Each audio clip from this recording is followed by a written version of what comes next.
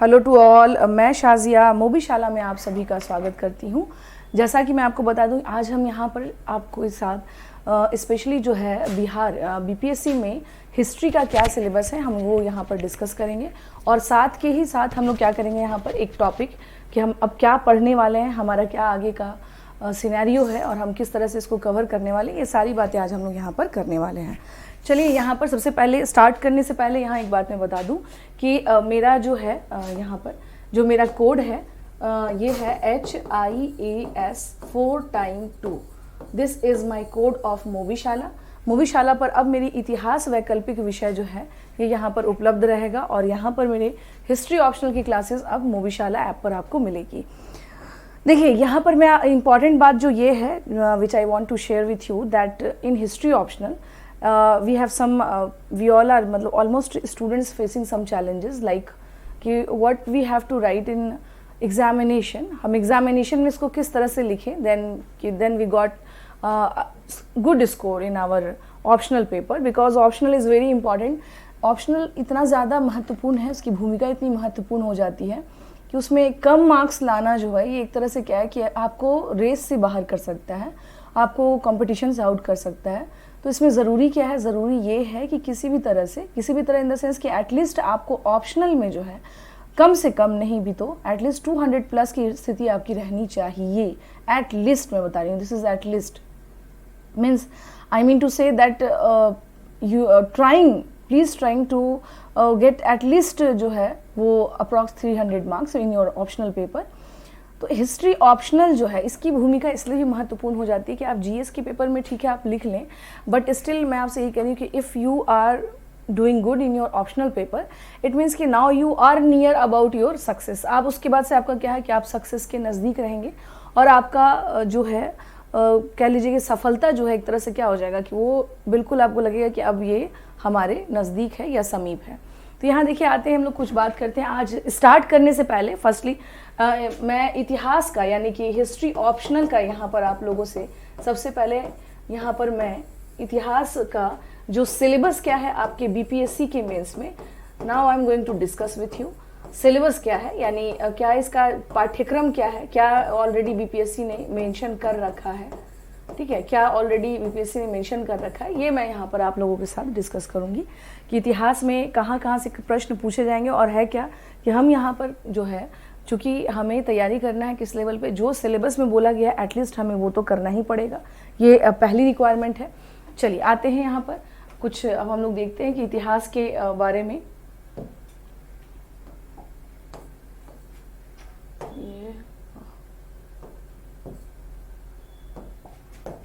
हाँ आइए यहाँ पर आते हैं। देखिए इसमें क्या है, जो पार्ट 1 है हिस्ट्री के पार्ट 1 में आपका क्या है, यहाँ पर सबसे पहले लिखा हुआ है कि भारत का इतिहास 760 ईस्वी सन तक, यानी कि इंडियन हिस्ट्री, और वो कहाँ से कहाँ तक है, टिल 760 ईस्वी। इसका मतलब देखिए यहाँ मैं बता देती हूँ अगर इसमें नहीं समझ में आए तो, इट मीन्स कि इंडियन हिस्ट्री, ये बात क्या कर रहे हैं, ये बात किया जा रहा है यहाँ पे अबाउट इंडियन हिस्ट्री। और इंडियन हिस्ट्री कहाँ से कहाँ तक, टिल 760 AD 760 ईस्वी तक आपका क्या है यहाँ पर जो है इंडियन हिस्ट्री का पार्ट बोला जा रहा है। इट मीन्स कि फ्रॉम, यानी हम क्या देख रहे हैं कि उद्भव यानी सिंधु सभ्यता, इट मीन्स आप आ जाइए कि 2500 BC से, यानी इसमें जो हिडन है वो ये है कि 2500 ईसा पूर्व से लेकर के 760 ईस्वी तक का जो है आपके इसमें एंशियंट में क्या करना है, आपको कवर करना है। और यहाँ पर क्या है कुछ चीज़ें हम लोग देख लेंगे, जैसे सिंधु सभ्यता को लेकर के क्या आप लोगों के टॉपिक में दिया हुआ है, सिंधु सभ्यता, उद्गम, विस्तार, प्रमुख विशेषताएं, महानगर, व्यापार, संबंध, ह्रास के कारण, है ना। उसके बाद से हम लोग क्या देख रहे हैं, उत्तर जीवन यानी उत्तरकालीन जो जीविता है, और सांतत्व क्या है था इसका। Let me define in English also that here in this section यहाँ पर पूछा जा रहा है origin of Indus valley civilisation, their trade, commerce, their relations with other states, yeah, at that same contemporary civilization like Mesopotamian. And the next thing is that यहाँ पर क्या है आपको महानगर, it means कि the quality of their cities, okay, and what was the causes of decline of Indus Valley civilization, क्या कारण रहा था डिक्लाइन का, यानी पतन के क्या कारण रहे थे, हमको वो भी क्या करना है यहाँ पे बताना है। हाँ, कॉजेज क्या रहे थे ये बताने हैं। एंड उसके अलावा क्या देख रहे हैं, उत्तरजीविता यानी after the life after the Indus valley civilisation क्या रहा था ये बताना है। ओके, चलिए उसके अलावा हम लोग क्या देख रहे हैं, यानी इंडस वैली सिविलाइजेशन में अगर हम लोग बात करें देन वी कैन सी कि इन दिस सेक्शन में हम लोग क्या देख रहे हैं कि ऑलमोस्ट सारी बातों का समावेशन है। नथिंग, इसमें कोई भी ऐसा सेक्शन है जो कह लीजिए कि जो बच गया हो, है ना, विच इज रिमेन्ड कि वो बचा हो, no we can't see, because in this topic almost major section in this we can say कि almost major section of Indus Valley civilization इसमें क्या किया गया है, कवर किया गया और पूछा गया है। तो इंडस वैली सिविलाइजेशन में क्या है, आप क्या देख रहे हैं कि इस तरह के इसमें क्वेश्चन पूछे गए हैं। पूछे गए इन द सेंस कि दिस इज द, ये है पार्ट ऑफ योर सिलेबस, ये आपके पाठ्यक्रम का पार्ट है और इसमें आपको क्या करना है, विस्तार, विशेषताएं, महानगर, व्यापार, संबंध, ह्रास के कारण and after the life of decline जो है वो कैसा लाइफ था, ये सब आपको क्या करना है, बताना है। नेक्स्ट है हमारा यहाँ पर देख लीजिए, दैट इज वैदिक युग। वैदिक युग का मतलब ही हो गया कि फ्रॉम कहाँ से कहाँ तक, फ्रॉम 1500 BC टू 600 BC, क्योंकि यहाँ पर आ जाता है, क्योंकि इस बीच में आता है 1000 BC और ये 1000 BC जो है ये क्या है आपका, कि यहाँ से माना जाता है कि लेटर वैदिक पीरियड स्टार्ट हो जाता है। तो बट स्टिल हम लोग इसको क्या करते हैं, काउंट करते हैं पूरा का पूरा किस में, वैदिक काल में ही हम लोग इसको काउंट करते हैं। ठीक है, तो यहाँ देख लीजिए, यहाँ हम लोग कुछ बातें देख लें। जैसे वैदिक युग में क्या है, वैदिक साहित्य, इट मीन्स की वैदिक लिटरेचर। वैदिक युग का भौगोलिक क्षेत्र, यहाँ पूछा जा रहा है कि geographical area of which is related to Vedic era या वैदिक कल्चर। ओके, उसके बाद है आपका सिंधु सभ्यता और जैविक संस्कृति के बीच असमानताएं। यहाँ ये पूछा जा रहा है, इसका मतलब ये हुआ कि क्या इसमें समानताएं और असमानताएं थी, राजनीतिक, सामाजिक, आर्थिक प्रातिरूप, महान धार्मिक विचार और रीति रिवाज। बेसिकली है क्या, चूंकि सिंधु सभ्यता के बाद देखिए एक चीज़ आपको बता देती हूँ, आफ्टर हम लोग क्या देख सकते हैं यहाँ पर, हाँ जी, आफ्टर हम लोग क्या सकते हैं, एक साथ एक बार आप लोग सिलेबस भी देख लें जो मैं बताना चाह रही हूँ। इसमें ये है मेन कि अगर आफ्टर जो है, आफ्टर इन द सेंस कि इंडस वैली सिविलाइजेशन के बाद अगर हम लोग बात करें तो कि इसमें क्या था इंडस वैली सिविलाइजेशन में, हाँ जी, इंडस वैली सिविलाइजेशन में हम लोग क्या देख रहे हैं कि चूंकि ये इंडस वैली सिविलाइजेशन के जस्ट बाद ये वाला जो है वैदिक एज शुरू होता है, तो इसीलिए पूछा जा रहा है कि क्या अंतर था किसमें, सिंधु सभ्यता में और जो वैदिक कल्चर है, दोनों में अंतर क्या था, what was the major difference. तो देखिए यहाँ एक चीज़ क्लियर कर लेना है कि अगर हम लोग सिंधु सभ्यता के बारे में बात करें तो वो बिल्कुल नगरीकृत सभ्यता थी, दैट इज़ वेरी जो कह लीजिए टाउनशिप प्लानिंग, अर्बन सिविलाइजेशन था। बट इन कंटेक्स्ट ऑफ वैदिक सिविलाइजेशन, अगर हम लोग वैदिक सभ्यता के बारे में बात करें यहाँ पर, तो हमें एक चीज़ जान लेना है कि वैदिक सभ्यता क्या है भाई, वो कम्प्लीटली क्या है, that is rural based society. वो ग्राम आधारित क्या है आपका परिवेश है, ग्राम आधारित क्या है आपका यहाँ पर कह लीजिए कि पूरा समाज है। तो एक मेजर अंतर है कि हम शहर से कहाँ जा रहे हैं, गाँव की ओर मूव कर गए। यानी इस सिंधु सभ्यता से जो है, या तो यही होता है कि हम शहर से और महानगर की ओर बढ़ते हैं, बट जो चेंज देखने को मिलता है वो क्या है, वो ये है कि हम गाँव से सीधे, हम शहरों से कहाँ चले जा रहे हैं, गाँव की ओर जा रहे हैं।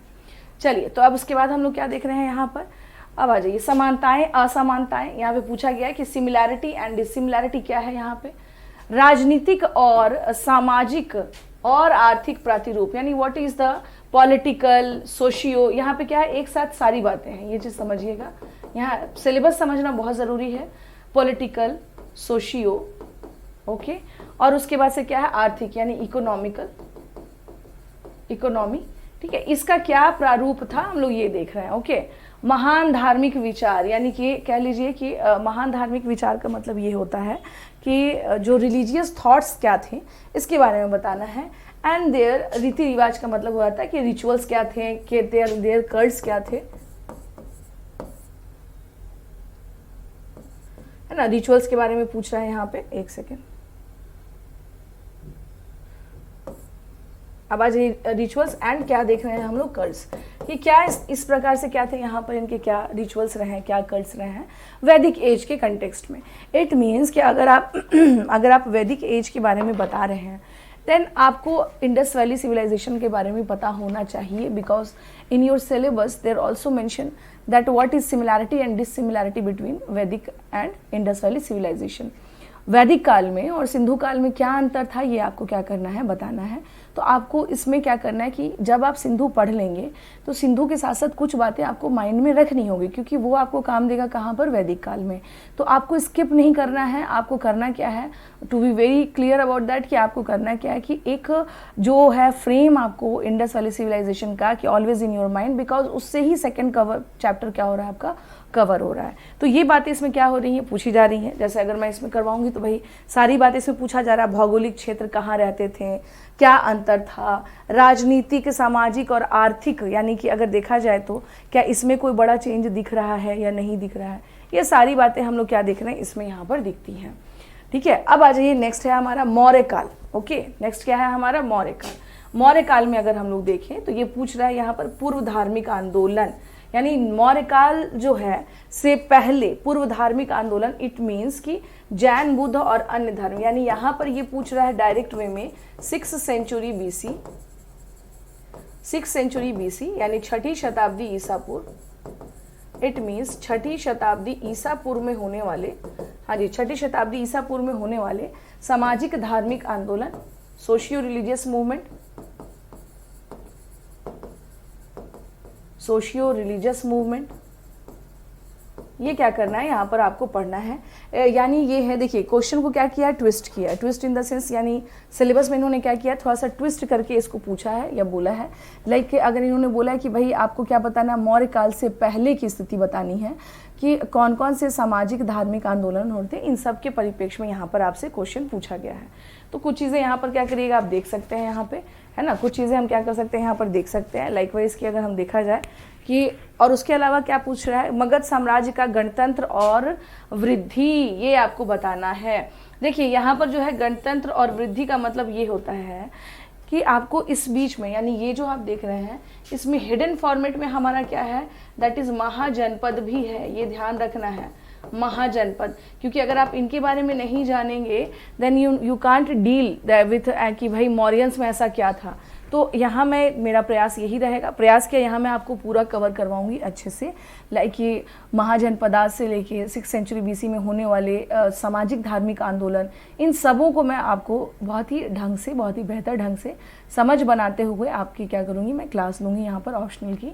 तो इस तरह से क्या है, यहाँ पर हम लोग देख रहे हैं आर्थिक स्थिति बहुत ज़्यादा इंपॉर्टेंट हो जाता है। क्योंकि देखिए जब आप आंसर लिखने जाते हैं ना, इकोनॉमिकल कंडीशन, जब आप आंसर लिखने जाते हैं तो उस आंसर में होता क्या है कि अगर आपने इकोनॉमिकल कंडीशन को अच्छे से डिफाइन कर दिया तो इट मीन्स कि आप समझिए कि आपका आधा जो है प्रॉब्लम इन द सेंस कि चेकर को भी ये बात समझ में आ जाती है कि इनको एक बहुत अच्छी और एक बेहतर समझ है जिससे ये डील कर रहे हैं, इनको पता है कि कहाँ कहाँ से ट्रेड एंड कॉमर्स चल रहा था। That is very major section, बहुत ही मेजर सेक्शन है जिसके बारे में बताया जा सकता है यहाँ पे। ठीक है, तो ये हम लोग क्या देख रहे हैं कि पूर्व धार्मिक आंदोलन जैसे जैन, बौद्ध और धर्म। तो अब ये नहीं सोचना है कि सिर्फ जैन और बौद्ध थे, आजीविकास भी थे उस टाइम पे, ठीक है ना। तो ये सारी चीज़ें हम लोगों को क्या करना है, उस टाइम पे क्या क्या चेंजेस हो रहे हैं, क्या क्या मेजर बदलाव हो रहे हैं, इन सब के बारे में हम यहाँ पर देखेंगे। चलिए अब आते हैं, नेक्स्ट है हमारा यहाँ पर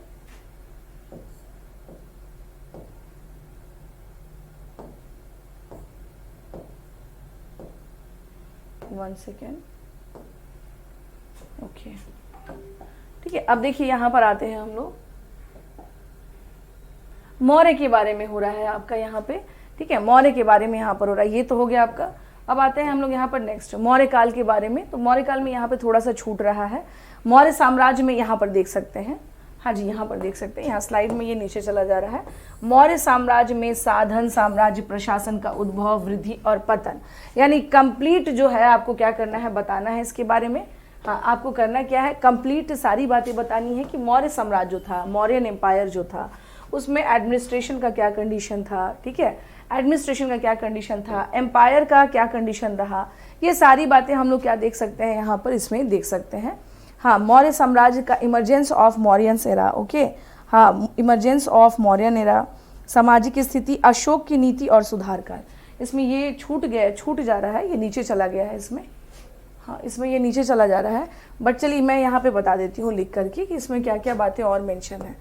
तो ये जो है वृद्धि और पतन, और उसके अलावा इसमें क्या है, एक चीज़ और मेंशन है, और वो क्या है आपको, वो है आपको कि अशोक, यानी इसमें अशोक की नीति और सुधार काल।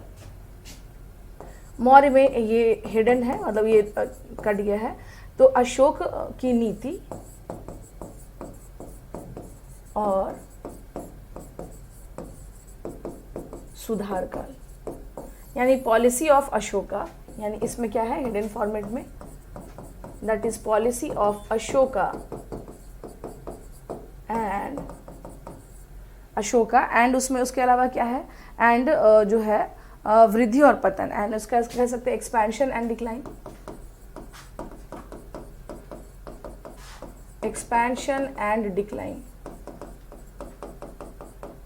ये बातें आपको क्या करनी है, इसमें बतानी है कि मौर्य साम्राज्य के समय पे किस प्रकार से साम्राज्य का उद्भव हुआ, किस प्रकार से एक्सपेंशन हुआ एंड किस प्रकार से डिक्लाइन हुआ। सो हम लोग क्या करेंगे, यहाँ पर सारी बातें देखेंगे। इट मीन्स कि ओवरऑल अगर देखा जाए तो नीति और प्रसार, यानी कि जैसे अगर हम बात करें तो अशोक की नीति में क्या था, अशोक की नीति में जो पॉलिसी हम लोग देखते हैं दैट इज धम्मा। धम्मा के प्रसार के लिए अशोक के द्वारा कौन से स्टेप्स उठाए गए थे, what kind of steps taken by Ashoka during the promotion of धम्मा, धम्मा के प्रमोशन के लिए उसने क्या काम किया था। तो ये सारी बातें क्या है, और जो इसकी जो पॉलिसीज़ थी अकॉर्डिंग टू धम्मा वो किस प्रकार से सफल हुई या असफल हुई, ये सारी बातें कि क्या वो मौर्यन साम्राज्य को मजबूत करती है, सशक्त करती है, या इससे मौर्यन साम्राज्य कमजोर हो गया। इट मीन्स कि इधर because of policy of Dhamma Mauryan empire became strong और वीक, यहाँ क्या हुआ ये इसके बारे में क्या करना होगा, डील करना होगा। एंड अशोकास पॉलिसी जो है वाई इट्स इम्पॉर्टेंट, क्यों ये इम्पॉर्टेंट है, and why it's what was its significance, इसका महत्व क्या है, ये सारी बातें इसमें क्या है हिडन फॉर्मेट में है इस क्वेश्चन में। यानी मौर्यंस के बारे में अगर पूछ दिया जाए ना तो मौर्यंस अपने आप में क्या है, एक बड़ा जैसा वृहद साम्राज्य है वैसे ही इसमें क्या होगा, इसमें सारी बातें आपको क्या करनी होंगी, पढ़नी पड़ेंगी। ठीक है ना, इसमें क्या करना होगा, आपको सारी बातें पढ़नी पड़ेंगी।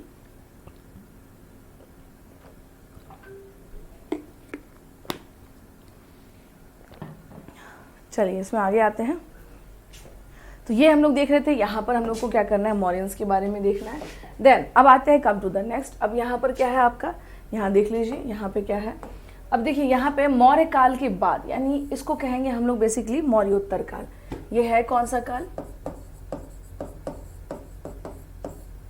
मौर्योत्तर काल। It means post Mauryan period.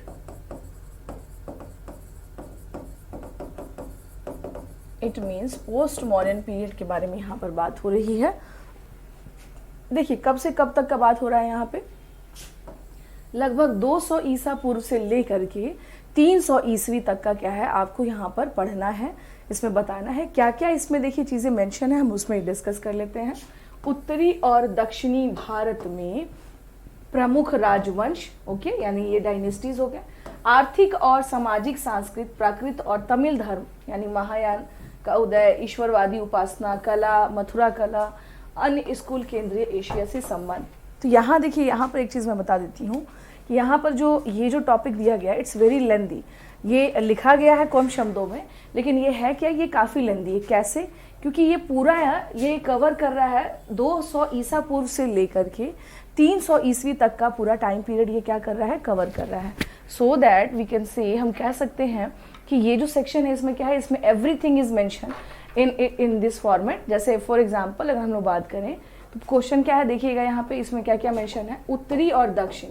It means कि नॉर्थ एंड साउथ, ओके, में जो प्रमुख डायनेस्टी है, डायनेस्टी इन द सेंस कौन से राजा है, प्रमुख डायनेस्टी, इट मीन्स कौन से राजा हैं यहाँ पे। आर्थिक और सामाजिक, आर्थिक मतलब होता है इकोनॉमिकल, सामाजिक मतलब होता है सोशली, संस्कृत, प्राकृत और तमिल धर्म। इट मीन्स कि यहाँ पर आ जाइए, हम लोग बात करें तो इट्स ऑल्सो, यानी हिडन फॉर्मेट में क्या है आपको, संगम काल। संगम एरा हिडन फॉर्मेट में क्या है आपका, संगम एरा, ये ध्यान रखना है। तो हम लोग क्या देख रहे हैं यहाँ पर, देख लीजिएगा कुछ चीजें। जैसे अगर हम लोग बात क्या कर रहे हैं कि सामाजिक, संस्कृत, प्राकृत, तमिल धर्म, महायान का उदय हो रहा है, ईश्वरवादी उपासना हो रही है। इट मीन्स कि इसमें क्या है आपको, जो मौर्योत्तर काल में स्पेशली कौन सा टाइम पीरियड है, दैट इज कुषाण, है ना। कुषाणों में कनिष्क का जो समय है, और कनिष्क के टाइम पे क्या हो रहा है, 4th बुद्धिस्ट काउंसिल हो रहा है। तो उसमें क्या था और क्या बातें रही, ये सारी बातें आपको क्या करनी है, बतानी है। एंड इसी टाइम पर क्या हो रहा है, गांधार आर्ट जो है वो डेवलप हो रहा है, गांधार कला का उद्भव हो रहा है इसी समय पे।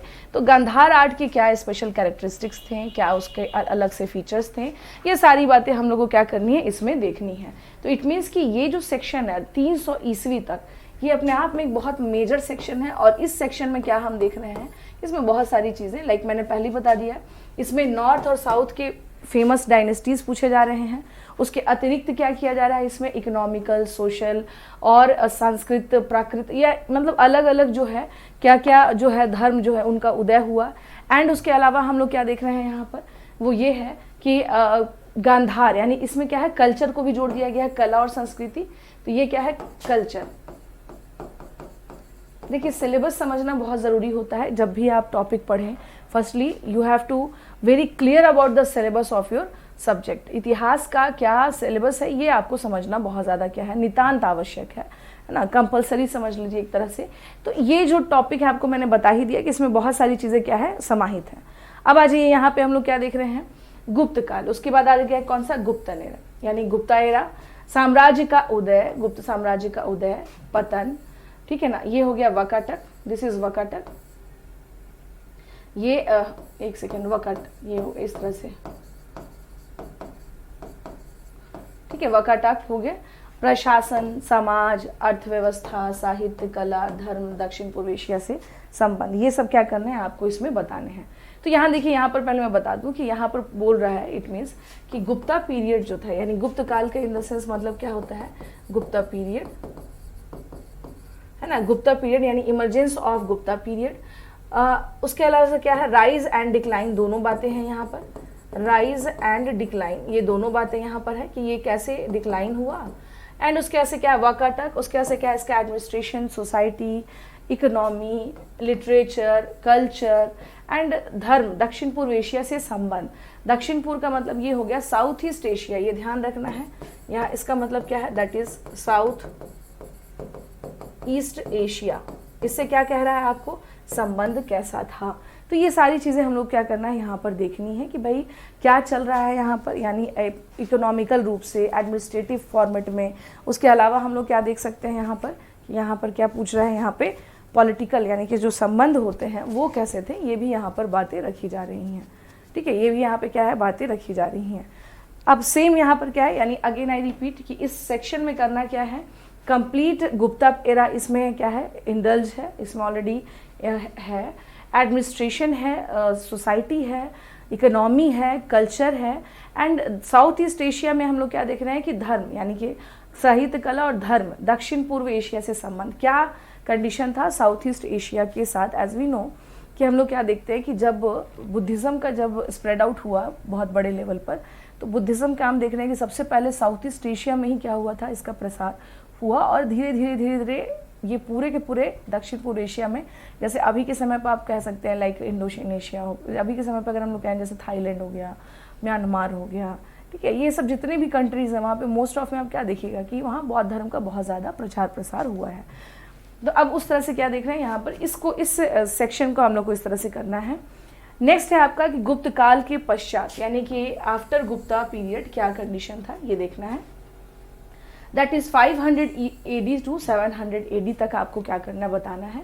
पुष्य भूति के बारे में है, ओके।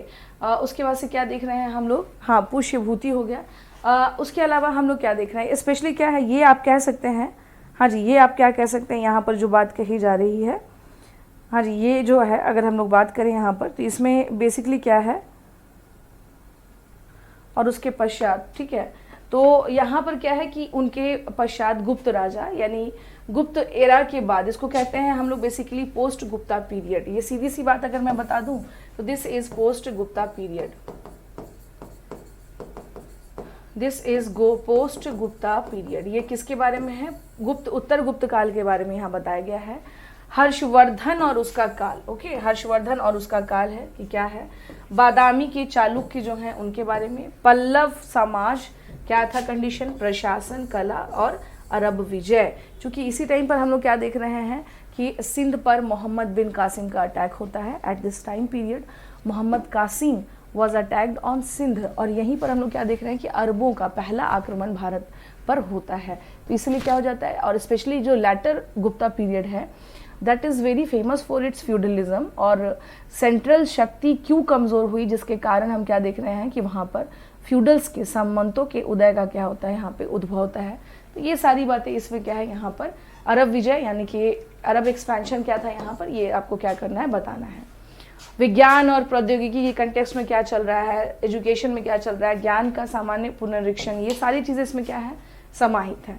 इट मीन्स कि after Gupta era we can see that what was the major changes at this time period, और इन कंटेक्स्ट ऑफ लाइक कि साइंस एंड टेक्नोलॉजी, सभी चीज़ों में हम लोग देख सकते हैं। अब देखिए, यानी अगर हम लोग बात किया जाए तो हमने देखा क्या कि जो हमारा हिस्ट्री वैकल्पिक विषय का जो सिलेबस है वो पूरा कहाँ से स्टार्ट हो रहा है, वो स्टार्ट हो रहा है फ्रॉम इंडस वैली सिविलाइजेशन से वो स्टार्ट हो रहा है और टिल पोस्ट गुप्ता पीरियड तक हमें दिख रहा है। और उसमें क्या है कि आपको साउथ इंडिया के भी आपको पढ़ने हैं डायनेस्टीज, लाइक अगर हम लोग बात करें तो उसमें लाइक चोलाज हो गए, चोलाज का एडमिनिस्ट्रेशन काफ़ी पूछा जाता है, तो चोलाज एडमिनिस्ट्रेशन। और उसके अलावा देख रहे हैं कल्चर के पर्सपेक्टिव में, रिलीजन के पर्सपेक्टिव में, ये सारी बातें इसमें क्या है, एड ऑन है और हमें इसको क्या करना है, साथ के साथ करते जाना है। चलिए आते हैं, हमारा जो नेक्स्ट सेक्शन है दैट इज़ मध्ययुगीन भारत। इट मीन्स ये क्या है हमारा मध्ययुगीन भारत का मतलब ये हो गया, एक सेकेंड रुक जाइए, हाँ मध्ययुगीन का मतलब ये हो गया, यहाँ पे मेडिवल इंडिया के बारे में बात कर रहे हैं। 750 से लेकर के 1200 ईस्वी तक जो है यहाँ पर देख लीजिए कि क्या क्या चेंजेस हो रहा है खंड ख में। यानी खंड ख का मतलब हुआ कि बी सेक्शन जो है उसमें क्या बातें हैं, आइए पहले इसमें देखते हैं। फर्स्ट, राजनीतिक और सामाजिक दशा, राजपूत, उनकी नीतियाँ और सामाजिक संरचना, भू संरचना और इसका समाज पर प्रभाव। इट मीन्स कि ये जो सेक्शन है ये डायरेक्ट वे में आपसे पूछ रहा है क्या कि ऑरिजिन ऑफ राजपूतानास, ऑरिजिन ऑफ राजपूतानास है ना, राजपूतों की उत्पत्ति,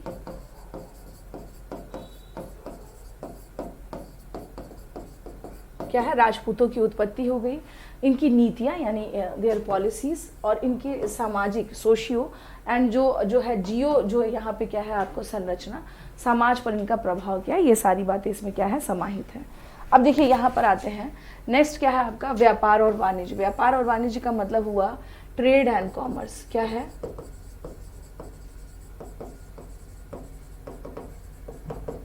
ट्रेड एंड कॉमर्स, ये ध्यान रखना है। व्यापार और वाणिज्य के कंटेक्स्ट में क्या है, that is trade and commerce, इसके बारे में यहाँ पर बात किया जा रहा है कि कैसा चल रहा था इस टाइम पे व्यापार वाणिज्य, कला, धर्म, दर्शन और शंकराचार्य।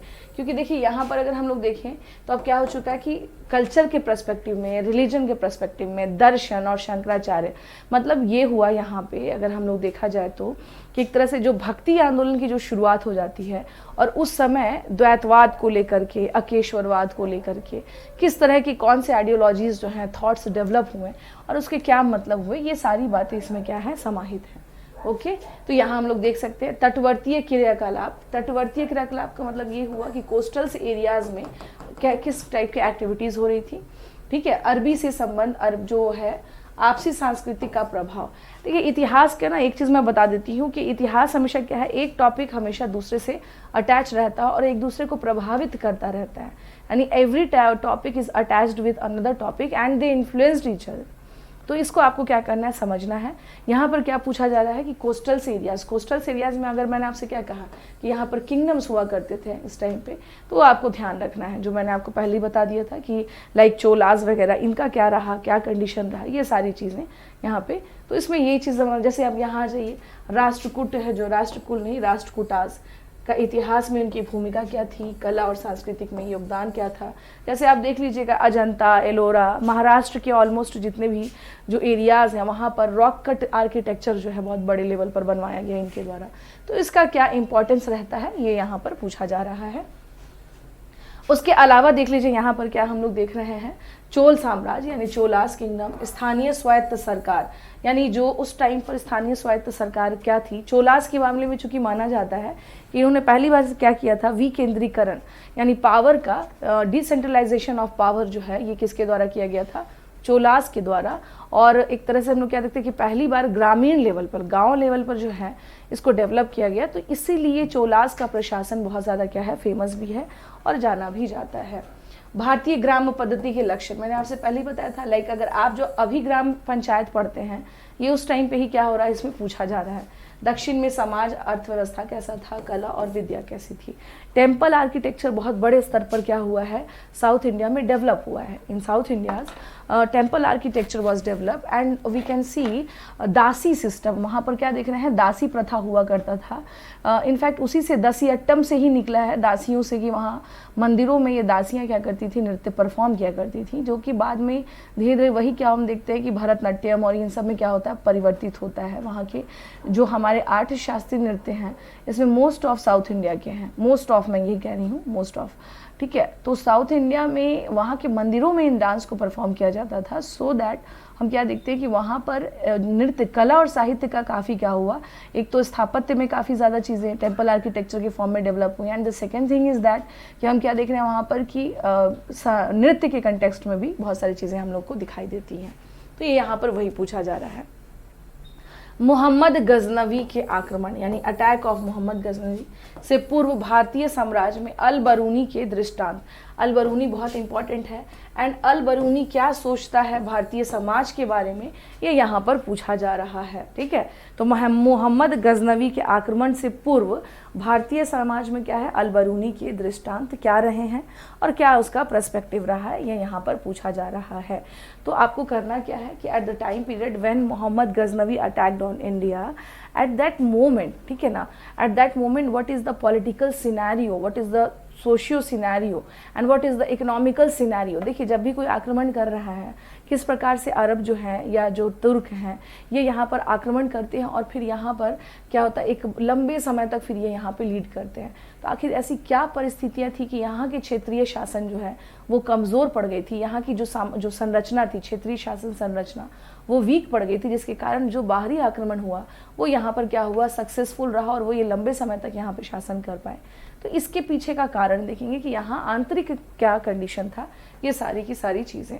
तो यहाँ पे पहले ही बोला गया है कि इससे पूर्व भारतीय समाज, जैसा कि मैंने as I told about you कि that after the decline of Gupta period we can see कि दैट जो है in centre there is not कह सकते हैं कोई भी यहाँ पे सशक्त राष्ट्र, मतलब सशक्त कह लीजिए राजा नहीं रहता है और सामंती व्यवस्था का उद्भव होता है, जिससे सोसाइटी धीरे धीरे वीक होने लगती है और यहाँ पर जो बाहर के लोग हैं उनके अटैक का क्या हो जाती है, संभावना ज़्यादा प्रबल हो जाती है और उनके यहाँ पर एग्जिस्ट करने की भी संभावना ज़्यादा प्रबल हो जाती है। तो क्या कारण था कि ये सारी चीज़ें हुई और क्या सिनेरियो था, ये सब हम यहाँ पर देखेंगे। दृष्टांत यहाँ पर है, अल बरूनी ने क्या कहा इस कंटेक्स्ट में और उसे क्या लगता है, किस कंडीशन में उसने क्या बातें की हैं, तो ये सब अल बरूनी के जो भी बातें हैं वो बहुत ज़्यादा क्या है, इंपॉर्टेंट है।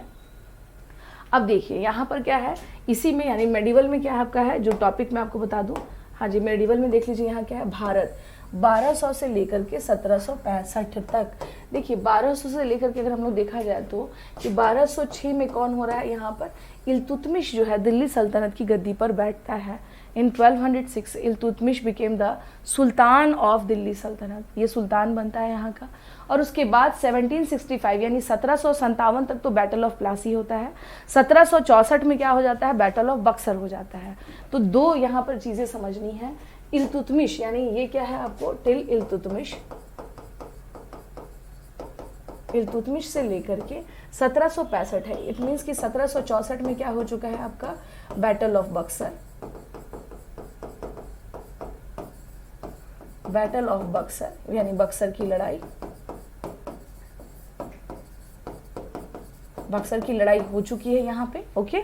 तो बैटल ऑफ बक्सर हो रहा है यहाँ पे, और जो बैटल ऑफ बक्सर हुआ तो इस बक्सर युद्ध के बाद जो है 1765 में, यानी एक तरह से कह सकते हैं कि ईस्ट इंडिया कंपनी जो है उसका पूरा प्रभाव स्थापित हो जाता है। तो आपको इसमें कहाँ से कहाँ तक दिया गया है, इसमें दिया गया है आपको कि यहाँ देख लीजिए, जैसे उत्तर भारत में दिल्ली सल्तनत, दिल्ली के सुल्तानों की नींव किस प्रकार से रखी गई, कारण, परिस्थितियाँ और भारतीय समाज पर इनका इम्पैक्ट क्या है। यानी नॉर्थ इंडिया जो हम लोग क्या देख सकते हैं, दिल्ली सल्तनत में जो है यहाँ पर किस प्रकार से सुल्तान जितने थे उनकी नींव कैसे रखी गई, what was the cause, what was the situation and impact of Indian society, ये हम लोग क्या करेंगे यहाँ पर देखेंगे।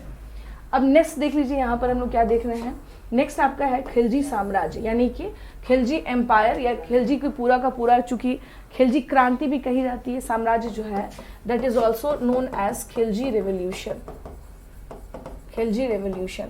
अब ये जो खिलजी रेवोल्यूशन है, क्रांति जो थी, ये क्या इसमें इस साम्राज्य में ऐसी क्या मुख्य बातें थी कि इसको खिलजी क्रांति भी कहते हैं, और खिलजी साम्राज्य किस प्रकार से अत्यधिक सशक्त होता हुआ दिल्ली सल्तनत में हमें दिखाई देता है, इसकी सार्थकता, आशय, प्रशासनिक और आर्थिक विनियमन क्या था, राज्य एवं जनता पर उसका प्रभाव। यानी क्लियर कट ये है कि ये पूरा अप्रोच आपसे पूछ रहा है अबाउट खिलजीज, कि खिलजी का एडमिनिस्ट्रेशन से लेके, सोशल से लेके, इकोनॉमिक से लेके किस प्रकार से सारी की सारी। और मेनली मैं आपको बता देती हूँ कि इस वाले जो अगर सिलेबस में मेंशन किया गया है तो इसमें क्या है, policies of Alauddin Khilji hidden format में है, क्योंकि खिलजियों में हम क्या देख रहे हैं कि he is only one and only जिसने क्या किया था, who introduced a new kind of policies, and after that Delhi Sultanate and Khilji dynasty became more strong after Alauddin Khilji. So that हम लोगों को इस सेक्शन में क्या करना है, अलाउद्दीन खिलजी के बारे में पढ़ना है। अब यहाँ पर देख लीजिए दूसरा क्या है आपका, मोहम्मद बिन तुगलक। ओके, मोहम्मद बिन तुगलक के अधीन राजनीतियाँ, प्रशासनिक सिद्धांतों की नवीन स्थिति क्या थी, फिरोज शाह की धार्मिक नीति क्या थी, और लोक निर्माण क्या था। यानी यहाँ पर क्या हुआ है आपका क्वेश्चंस ये है कि यानी अगर देखा जाए तो जो है स्टेट पॉलिसी अंडर मोहम्मद बिन तुगलक कैसी थी, state policies, and what was his administrative principles क्या थे, नवीन स्थितियाँ, न्यू जो सिनेरियो था वो क्या था, फिरोज शाह तुगलक की रिलीजियस पॉलिसी, एंड वो हिज लोक निर्माण। लोक निर्माण का मतलब ये हो गया उसने जो है माना जाता है कि पहली बार क्या है, बहुत सारी नई चीज़ें देखने को मिलती हैं, लाइक शफा खाना का कॉन्सेप्ट। शफा खाना इन द सेंस कि एक सरकार के पैसे पे या राज्य के पैसे पर जो हॉस्पिटल का कॉन्सेप्ट पहली बार देखने को मिलता है। उसके अलावा एक रोज़गार डिपार्टमेंट क्या किया गया है, बनाया गया है। ये सारी चीज़ें नई चीज़ें हम लोग, बहुत सारे नहरों का निर्माण किया गया फिरोज शाह तुगलक के समय पे। तो इसमें बेसिकली क्या है कि तुगलक जो है, तुगलक में भी हम लोग दो रूलर्स को देखेंगे। पहला कौन है आपको, मोहम्मद बिन तुगलक, मोहम्मद बिन तुगलक, और दूसरा कौन है आपको, फिरोज शाह तुगलक, फिरोज शाह तुगलक। ठीक है, हम लोग इसको क्या करेंगे यहाँ पर देखेंगे। आइए अब थर्ड पर आते हैं। थर्ड है आपका दिल्ली सल्तनत का विघटन, यानी डिक्लाइन ऑफ दिल्ली सल्तनत। कारण, रीजन, भारतीय राजतंत्र और समाज पर इसका प्रभाव। मतलब ये है कि यहाँ पर पूछा जा रहा है कि डिक्लाइन ऑफ दिल्ली सल्तनत, व्हाट वाज द कॉज, क्यों इसका डिक्लाइन हुआ, and what was the impact of decline of Delhi Sultanate. The next thing is that, इसमें क्या है कि भारतीय राजतंत्र यानी कि जो लोकल, यानी कि जो यहाँ के जो स्पेशली हम लोग क्या देख रहे हैं कि भारतीय राजतंत्र यानी कि अलग अलग जो रीजनल किंगडम्स थे उनकी क्या कंडीशन थी। And the next thing is that कि समाज पर इसका प्रभाव, इम्पैक्ट ऑन द सोसाइटी, या क्या सोसाइटी पर इम्पैक्ट पड़ा, हम उसके बारे में यहाँ पर देखेंगे। तो ओवरऑल अगर हम लोग देखा जाए, this is all about Delhi सल्तनत में। और दिल्ली सल्तनत के साथ साथ इसके इर्द गिर्द में क्या है, वहाँ पर हो रही जो चेंजेस हैं हम लोग उसके बारे में बताना है हम लोगों को। ओके, अब देखिए यहाँ पर आते हैं, राज्य का स्वरूप यानी नेचर ऑफ स्टेट कैसा था। 1 सेकेंड,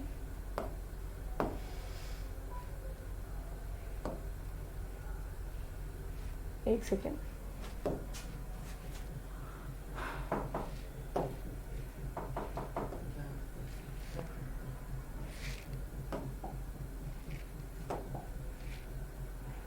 यहाँ आ जाइए, इसमें यहाँ पर देख सकते हैं हम लोग यहाँ पे क्या पूछा जा रहा है। एक सेकेंड,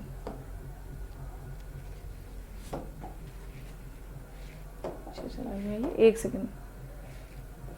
मोहम्मद बिन तुगलक तक हम लोगों ने यहाँ पे बात कर लिया है। अब यहाँ पर आते हैं हम लोग, यहाँ पे देखेंगे कि सीधा सीधी क्या है इसमें आपका क्वेश्चन क्या बन रहा है। राज्य का स्वरूप, विशेषता, राजनीतिक विचार, संस्थाएं, कृषक संरचना और संबंध, शहरी केंद्रों की वृद्धि, व्यापार, लघु वाणिज्य, शिल्पकारों और कृषकों, नवीन शिल्प उद्योग, प्रौद्योगिक भारतीय और औषधीय की स्थिति। यानी ओवरऑल अगर देखा जाए तो यहाँ है क्या, इस वाले सेक्शन में पूछा क्या जा रहा है, जो सिलेबस में मेंशन किया गया है, नेचर ऑफ स्टेट, विशेषता यानी क्या था, स्पेशल कैरेक्टरिस्टिक्स, राजनीतिक पॉलिटिकल थॉट्स क्या थे, संस्थाएं इंस्टीट्यूशन कौन सी थी, कृषक और संरचना और संबंध। यानी कि अगर हम लोग बात करें तो एग्रीकल्चर से क्या था, एग्रीकल्चर का जो स्ट्रक्चर है और उसका संबंध कैसा था, शहरी केंद्रों की वृद्धि यानी इमरजेंस ऑफ न्यू सिटीज, ये क्या है हम लोग देख सकते हैं यहाँ पे। व्यापार यानी कि हम लोग क्या देख रहे हैं, ट्रेड, लघु वाणिज्य यानी स्मॉल लेवल पे जो है वाणिज्य किस प्रकार से चल रहा था। आर्ट एंड आर्टिजान्स जो है, फार्मर्स जो हो गए, पेजेंट्स हो गए, इनकी क्या कंडीशन थी। न्यू जो नवीन शिल्प का मतलब है कि किस प्रकार के नए नए जो शिल्पकार हैं, नए नए कुछ ऐसे छोटे इंडस्ट्रीज हो गए, टेक्नोलॉजी हो गई, एंड इंडियन मेडिसिन्स की स्थिति। देखिए यहाँ पर एक चीज़ मैं बता दूँ कि एंशियंट टाइम से जब हम पढ़ रहे होते हैं तो एंशियंट टाइम पे हम लोग क्या देख रहे हैं कि मेडिसिन्स का जिसको नॉलेज है दैट इज नोन एज आयुर्वेदाचार्य, और वो उसको कहते थे हम लोग आयुर्वेद। तो आयुर्वेदाचार्य जो है, आयुर्वेद जो है, इसमें क्या था अंतर और किस प्रकार से मध्यकाल आते आते उसमें कौन कौन सी नई बातें समाहित हो गई। ट्रीटमेंट जो है भारत में अगर देखा जाए तो कि औषधियों का जो ज्ञान है वो कैसे अब अलग अलग तरीके से क्या हुआ, इसका विस्तार हुआ, और भी उसमें किस प्रकार से क्या नई चेंजेस आए। तो ये सब बातें इसमें क्या की गई हैं, बात की गई। यानी ओवरऑल पूरा जो है किसी समाज के बदलते हुए परिवेश में वहाँ पे चाहे एग्रीकल्चर हो, चाहे टेक्नोलॉजी हो, चाहे यानी साइंस हो गया, टेक्नोलॉजी हो गया, केमिकल्स हो गया, उसके अलावा मेडिसिन्स हो गया, इन सब सेक्टर्स में क्या अलग अलग चेंजेस हो रहे थे उसके बारे में यहाँ पर पूछा जा रहा है। अब आ जाते देखते हैं क्या यहाँ पर दूसरा है आपका यहाँ पे कि भारतीय संस्कृति पर इस्लाम का प्रभाव। चूंकि क्या हो रहा है, जब बाहर से जो इन्वेडर्स आए थे, आक्रमणकारी आए थे यहाँ पर, और ये यहाँ पर क्या होने लगते हैं, यहीं पर रूल करने लगते हैं, तो उनका जो कल्चर था उसका इम्पैक्ट भारतीय कल्चर पे क्या पड़ा। तो इसको देखिए हम लोग 2-3 बातों में देख सकते हैं कि सिर्फ ये नहीं कि ये शासन के संदर्भ में, इसको हम लोग कला के परिप्रेक्ष्य में भी देखेंगे, क्योंकि इसमें छुपी हुई बात क्या है, ये कला के परिप्रेक्ष्य में पूछा जा रहा है। हिडन बात क्या है इसमें, यानी इन द पर्सपेक्टिव ऑफ हम लोग क्या देख रहे हैं, आर्ट फॉर्म में कि क्या चल रहा है यहाँ पर। ओके, मुस्लिम रहस्यवादी आंदोलन, इसका मतलब ये हो जाता है यहाँ पे सूफीज्म। ये क्या है आपको, सूफीज्म, ठीक है। भक्ति संतों की प्रकृति, भक्ति संतों की प्रकृति यानी जो भक्ति मूवमेंट चल रहा था हमारे यहाँ, क्या है उसमें, जैसे लाइक नैनार हो गए, भक्ति मूवमेंट, ठीक है, लाइक नैनार हो गए, अलवार हो गए, वैष्णव संप्रदाय हो गए, तो इन लोगों की क्या अपनी सोच थी उसके बारे में। और सार्थकता, जैसे मीराबाई हो गई, तो उनके द्वारा इन लोगों ने जो भक्ति मूवमेंट चलाया कि कृष्ण मुझ में है और मैं, मतलब सेम इसी बात को क्या किया जा रहा है यहाँ पे बताया जा रहा है कि ये क्या नई बातें थी इसमें भक्ति आंदोलन में, इसके संदर्भ में यहाँ पर पूछा जा रहा है। महाराष्ट्र धर्म क्या है यहाँ पे, वैष्णव, जैसे मैंने आपको पहले ही बता दिया था कि वैष्णव जो है पुनरुद्धारकों के आंदोलनों की भूमिका, चैतन्य आंदोलन की सामाजिक धार्मिक सार्थकता, ठीक है। उसके अलावा हम लोग क्या देख रहे हैं यहाँ पे, मुस्लिम, सॉरी,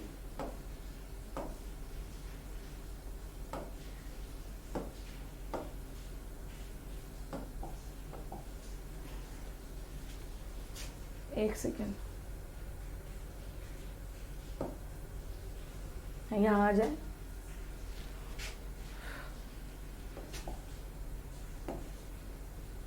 चलिए,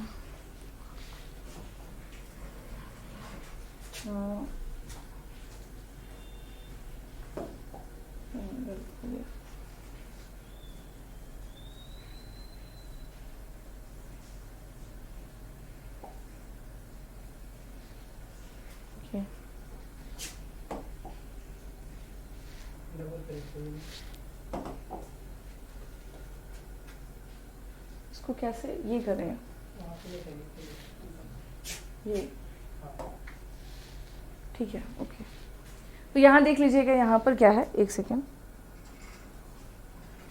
वो जो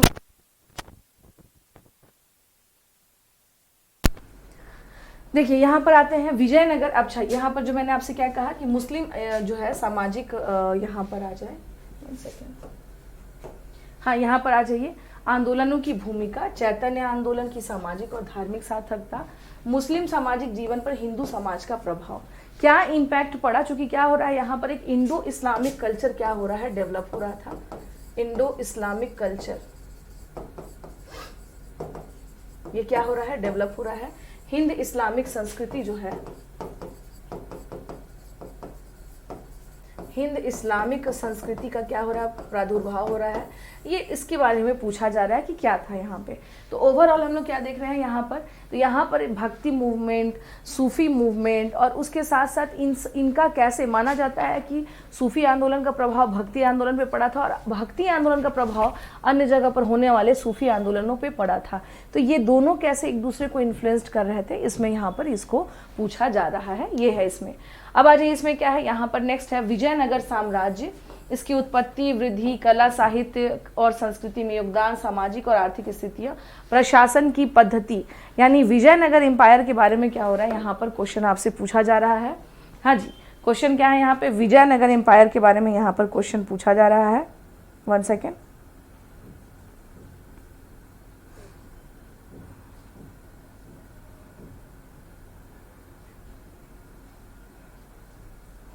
आर्थिक, इसमें जो छूट गए हैं वो मैं बता दे रही हूँ। आर्थिक स्थितियां, प्रशासन की पद्धति, विजयनगर साम्राज्य का विघटन, यानी यहाँ पर पूछा जा रहा है कि इमरजेंस एंड डिक्लाइन ऑफ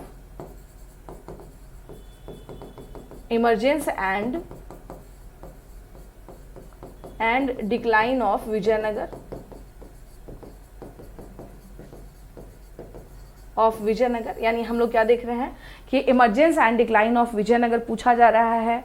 इनका क्या योगदान रहा, what was their contribution in context of, हम लोग क्या देख रहे हैं यहाँ पे, इनका जो है, हाँ जी, यहाँ पे इनका जो है हम लोग क्या देख रहे हैं कि कंट्रीब्यूशन किस प्रकार से रहा। लाइक अगर इनका कंट्रीब्यूशन हम लोग देख सकते हैं संस्कृति यानी कल्चर के पर्सपेक्टिव में, सामाजिक का पर्सपेक्टिव में, इकोनॉमिकल पर्सपेक्टिव, एडमिनिस्ट्रेशन के कंडीशन में यहाँ पर क्या है, यहाँ पे क्या चेंजेस हो रहे हैं, ये सब इसमें क्या करना था, बताना है। अब आ जाइए यहाँ पर क्या दिख रहे हैं, यहाँ पर पूछा जा रहा है आप लोगों को, जो नेक्स्ट है सोर्सेस। यहाँ पे क्या है आपका सोर्सेस, सोर्सेस मतलब होता है इतिहास के स्रोत, प्रमुख इतिहासकारों, शिलालेखों और मंत्रियों के विवरण। इट मीन्स कि जो इतिहास हम यहाँ देख रहे हैं, बेसिकली ये क्या है टॉपिक आपका, ये टॉपिक है आपका sources. It's all about sources, स्रोत क्या है, फेमस हिस्टोरियंस, हिस्टोरियंस क्या हो गया, और उसके अलावा क्या है, इंस्क्रिप्शंस क्या है, इंस्क्रिप्शन, एंड जो मंत्री हैं, जो भी यहाँ पे मंत्री हुआ करते थे, इनफैक्ट इसमें क्या हम लोग देख सकते हैं कि ट्रैवलर भी कह सकते हैं कि जो जो हिस्टोरियंस जो यहाँ पर यात्री के तौर पर आए और वो क्या लिख करके गए हैं, तो उसके बारे में यहाँ पर आपसे पूछा जा रहा है। नेक्स्ट है आपका यहाँ पर उत्तर भारत में मुगल साम्राज्य की स्थापना, यानी नॉर्थ इंडिया में मुगल साम्राज्य की स्थापना, बाबर की चढ़ाई के समय हिंदुस्तान में राजनैतिक और सामाजिक स्थिति, बाबर और हुमायूं, भारतीय समुद्र में पुर्तगाली नियंत्रण की स्थापना, इसके राजनीतिक और आर्थिक परिणाम, यानी इसमें क्या है, इसमें मुगल्स को के इस्टेब्लिशमेंट को, यानी ये जो है सिलेबस में मेंशन है, ये क्या है, मुगल्स की इस्टेब्लिशमेंट के बारे में यानी मुगलों की स्थापना के संदर्भ में क्या है यहाँ पर मुगलों की स्थापना के संदर्भ में यहाँ पर क्या किया जा रहा है, आपसे क्वेश्चन पूछा गया है कि मुगल्स कैसे यहाँ पर एस्टैब्लिश्ड हुए थे, किस प्रकार से मुगल्स की जो स्थिति थी वो कैसे यहाँ पर बदलती हुई हमें दिखाई दे रही है। तो ये यहाँ पर देख सकते हैं, सूर राजनीतिक, राजस्व और सैनिक प्रशासन, यानी शेर शाह सूरी। एक चीज़ और ध्यान रखना है, चूंकि ये बिहार के कंटेक्स्ट में भी क्या है, काफ़ी इंपॉर्टेंट है, जो सूर डायनेस्टी है, हाँ ये क्या देख रहे हैं हम लोग, जो सूर डायनेस्टी है ये बिहार के परिप्रेक्ष्य में भी क्या है, काफ़ी इंपॉर्टेंट है। तो इनका पॉलिटिकल, इनका जो राजस्व यानी रेवेन्यू, उसके अलावा असैनिक जो है प्रशासन कैसा था, ये सारी बातें हमें बतानी है। इनफैक्ट हिडन फॉर्म में अगर हम लोग बात करें तो शेर शाह सूरी का कंप्लीट एडमिनिस्ट्रेशन, उसके जो पॉलिसीज़ थी, वो सारी चीज़ें हम लोग को इसमें क्या करनी है, देखनी है, कवर करनी है। नेक्स्ट इसमें हम लोग देखिए आते हैं, नेक्स्ट है अब हमारा अकबर के अधीन मुगल साम्राज्य विस्तार, राजनीतिक एकता। तो इसका मतलब क्या हो गया यहाँ पे, हाँ जी, इसका मतलब क्या हो गया यहाँ पर, इसका मतलब ये है यहाँ पे, हाँ यहाँ पे राजनीतिक, अकबर के अधीन राजतंत्र और नवीन स्वरूप है, अकबर की धार्मिक राजनीतिक विचार, गैर मुसलमानों के साथ संबंध। ये यहाँ पर इसमें क्या है, छुपा हुआ है कि अकबर की पॉलिसीज़ क्या थी, यानी राजपूत पॉलिसी के बारे में भी अगर हम लोग देखें, गैर मुस्लिमों में अगर बात किया जा रहा तो इसका साम्राज्य का विस्तार कैसे हुआ अकबर का। तो होल एंड सोल अगर हम लोग देखा जाए तो यहाँ पर क्या है, इट्स ऑल अबाउट अकबर, यानी अकबर का पूरा क्या करना है, आपको बताना है कि कैसे इसकी पॉलिसीज़ रहीं, क्या इसमें इंपॉर्टेंट बातें रहीं, ये सब हमको इसमें यहाँ पर डिस्कस करना है। ठीक है, अब इसमें देखिए नेक्स्ट इसमें हम लोग आ जाते हैं। तो this is all about Akbar. Akbar के बाद अगर हम लोग बात करें तो अब क्या है कि मध्यकालीन युग में यानी इन मेडिवल एरा में क्या कंडीशन रही है ये देखना है हम लोग को। युग में क्षेत्रीय भाषाओं और साहित्य की वृद्धि, कला और वास्तुकला का विकास। इट मीन्स कि in medieval era art and architecture, development of art and architecture, क्या उसमें डेवलपमेंट हुआ, what is the role of literature in this time period, ये बताना है आप लोगों को। एंड वर्नाकुलर लैंग्वेजेस, क्षेत्रीय भाषाओं का मतलब हो गया कि जो यहाँ पर हम लोग क्या देख रहे हैं, क्षेत्रीय भाषाओं का मतलब ये हो जाता है कि रोल ऑफ वर्नाकुलर लैंग्वेजेस, यानी उनकी क्या भूमिका रही, हम लोगों को इसके बारे में यहाँ पर बताना है। अब देखिए यहाँ पर आते हैं, नेक्स्ट है हमारा राजनीतिक विचार यानी पॉलिटिकल थॉट्स, संस्थाएं, इंस्टीट्यूशन। मुगल साम्राज्य की प्रकृति क्या थी? भू राजस्व प्रशासन, मनसबदारी, जागीरदारी पद्धतियां, भूमि संरचना, जमींदारों की भूमिका, खेतीहर संबंध और सैनिक संगठन। देखिए ओवरऑल मैं आपको बता दूं कि this is all about Mughals. ये पूरा का पूरा इसमें क्या है, आपको मुगल्स समाहित है। अब मुगल्स की चूंकि क्या है, जो उनके भू राजस्व लैंड रेवेन्यू सिस्टम जो था उसमें मनसबदारी का क्या रोल रहा, लाइक आप इसको कंपेयर भी कर सकते हैं कि in Delhi Sultanate there was iqta system and the role of iqtadars, उनका क्या रोल्स था। And later in phase of Mughals we can see the role of mansabdar and mansabdari system become a very strong system and it's also the cause of decline of Mughal empire. Mughal empire के पतन का भी एक कारण बनता है। तो इसको हम लोग क्या देख सकते हैं कि यहाँ पर ये चीज़ें हम लोग समझ सकते हैं कि मुगल्स के बारे में यहाँ पर पूछा जा रहा है, मुगल्स के पतन के बारे में पूछा जा रहा है, मुगल्स के जो प्रशासनिक संरचना है, एडमिनिस्ट्रेटिव जो स्ट्रक्चर है उसके बारे में यहाँ पर क्या किया जा रहा है, सारी बातें पूछी जा रही हैं। स्पेशली मैं आपको बता दूं कि माना जाता है कि मुगल्स के टाइम पे मनसबदारी और जागीरदारी जो सिस्टम है इसने क्या किया था, एक बहुत ही इंपॉर्टेंट रोल प्ले किया, मजबूत करने में भी और मुगलों के पतन में भी इनका अपना रोल रहा। अब आ जाइए, नेक्स्ट है हमारा औरंगजेब की धार्मिक नीतियां, दक्षिण में मुगल साम्राज्य का विस्तार और औरंगजेब के समय विरुद्ध हुए विद्रोह, स्वरूप और परिणाम। क्योंकि देखिए अगर औरंगजेब के कंटेक्स्ट में देखा जाए तो he was last strong ruler of Mughal empire and his policy, specially अगर हम लोग देखें कि लाइक उसने क्या किया था, शरिया लगा दिया।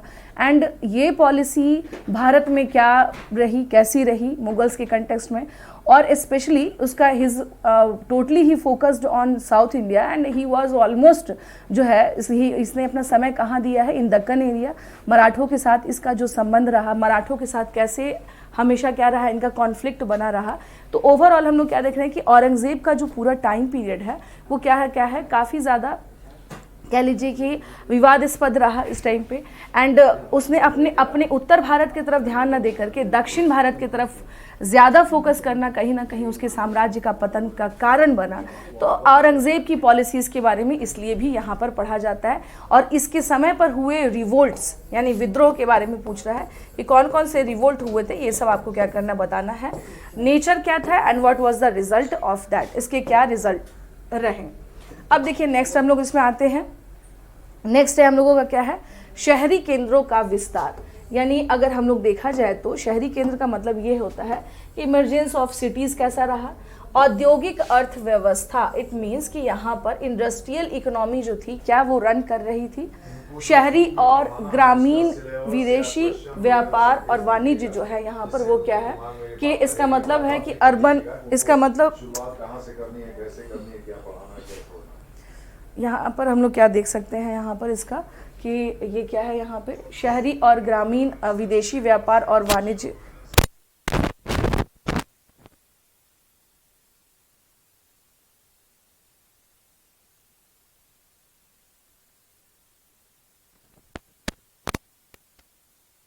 चलिए यहाँ आगे आते हैं हम लोग यहाँ पर कि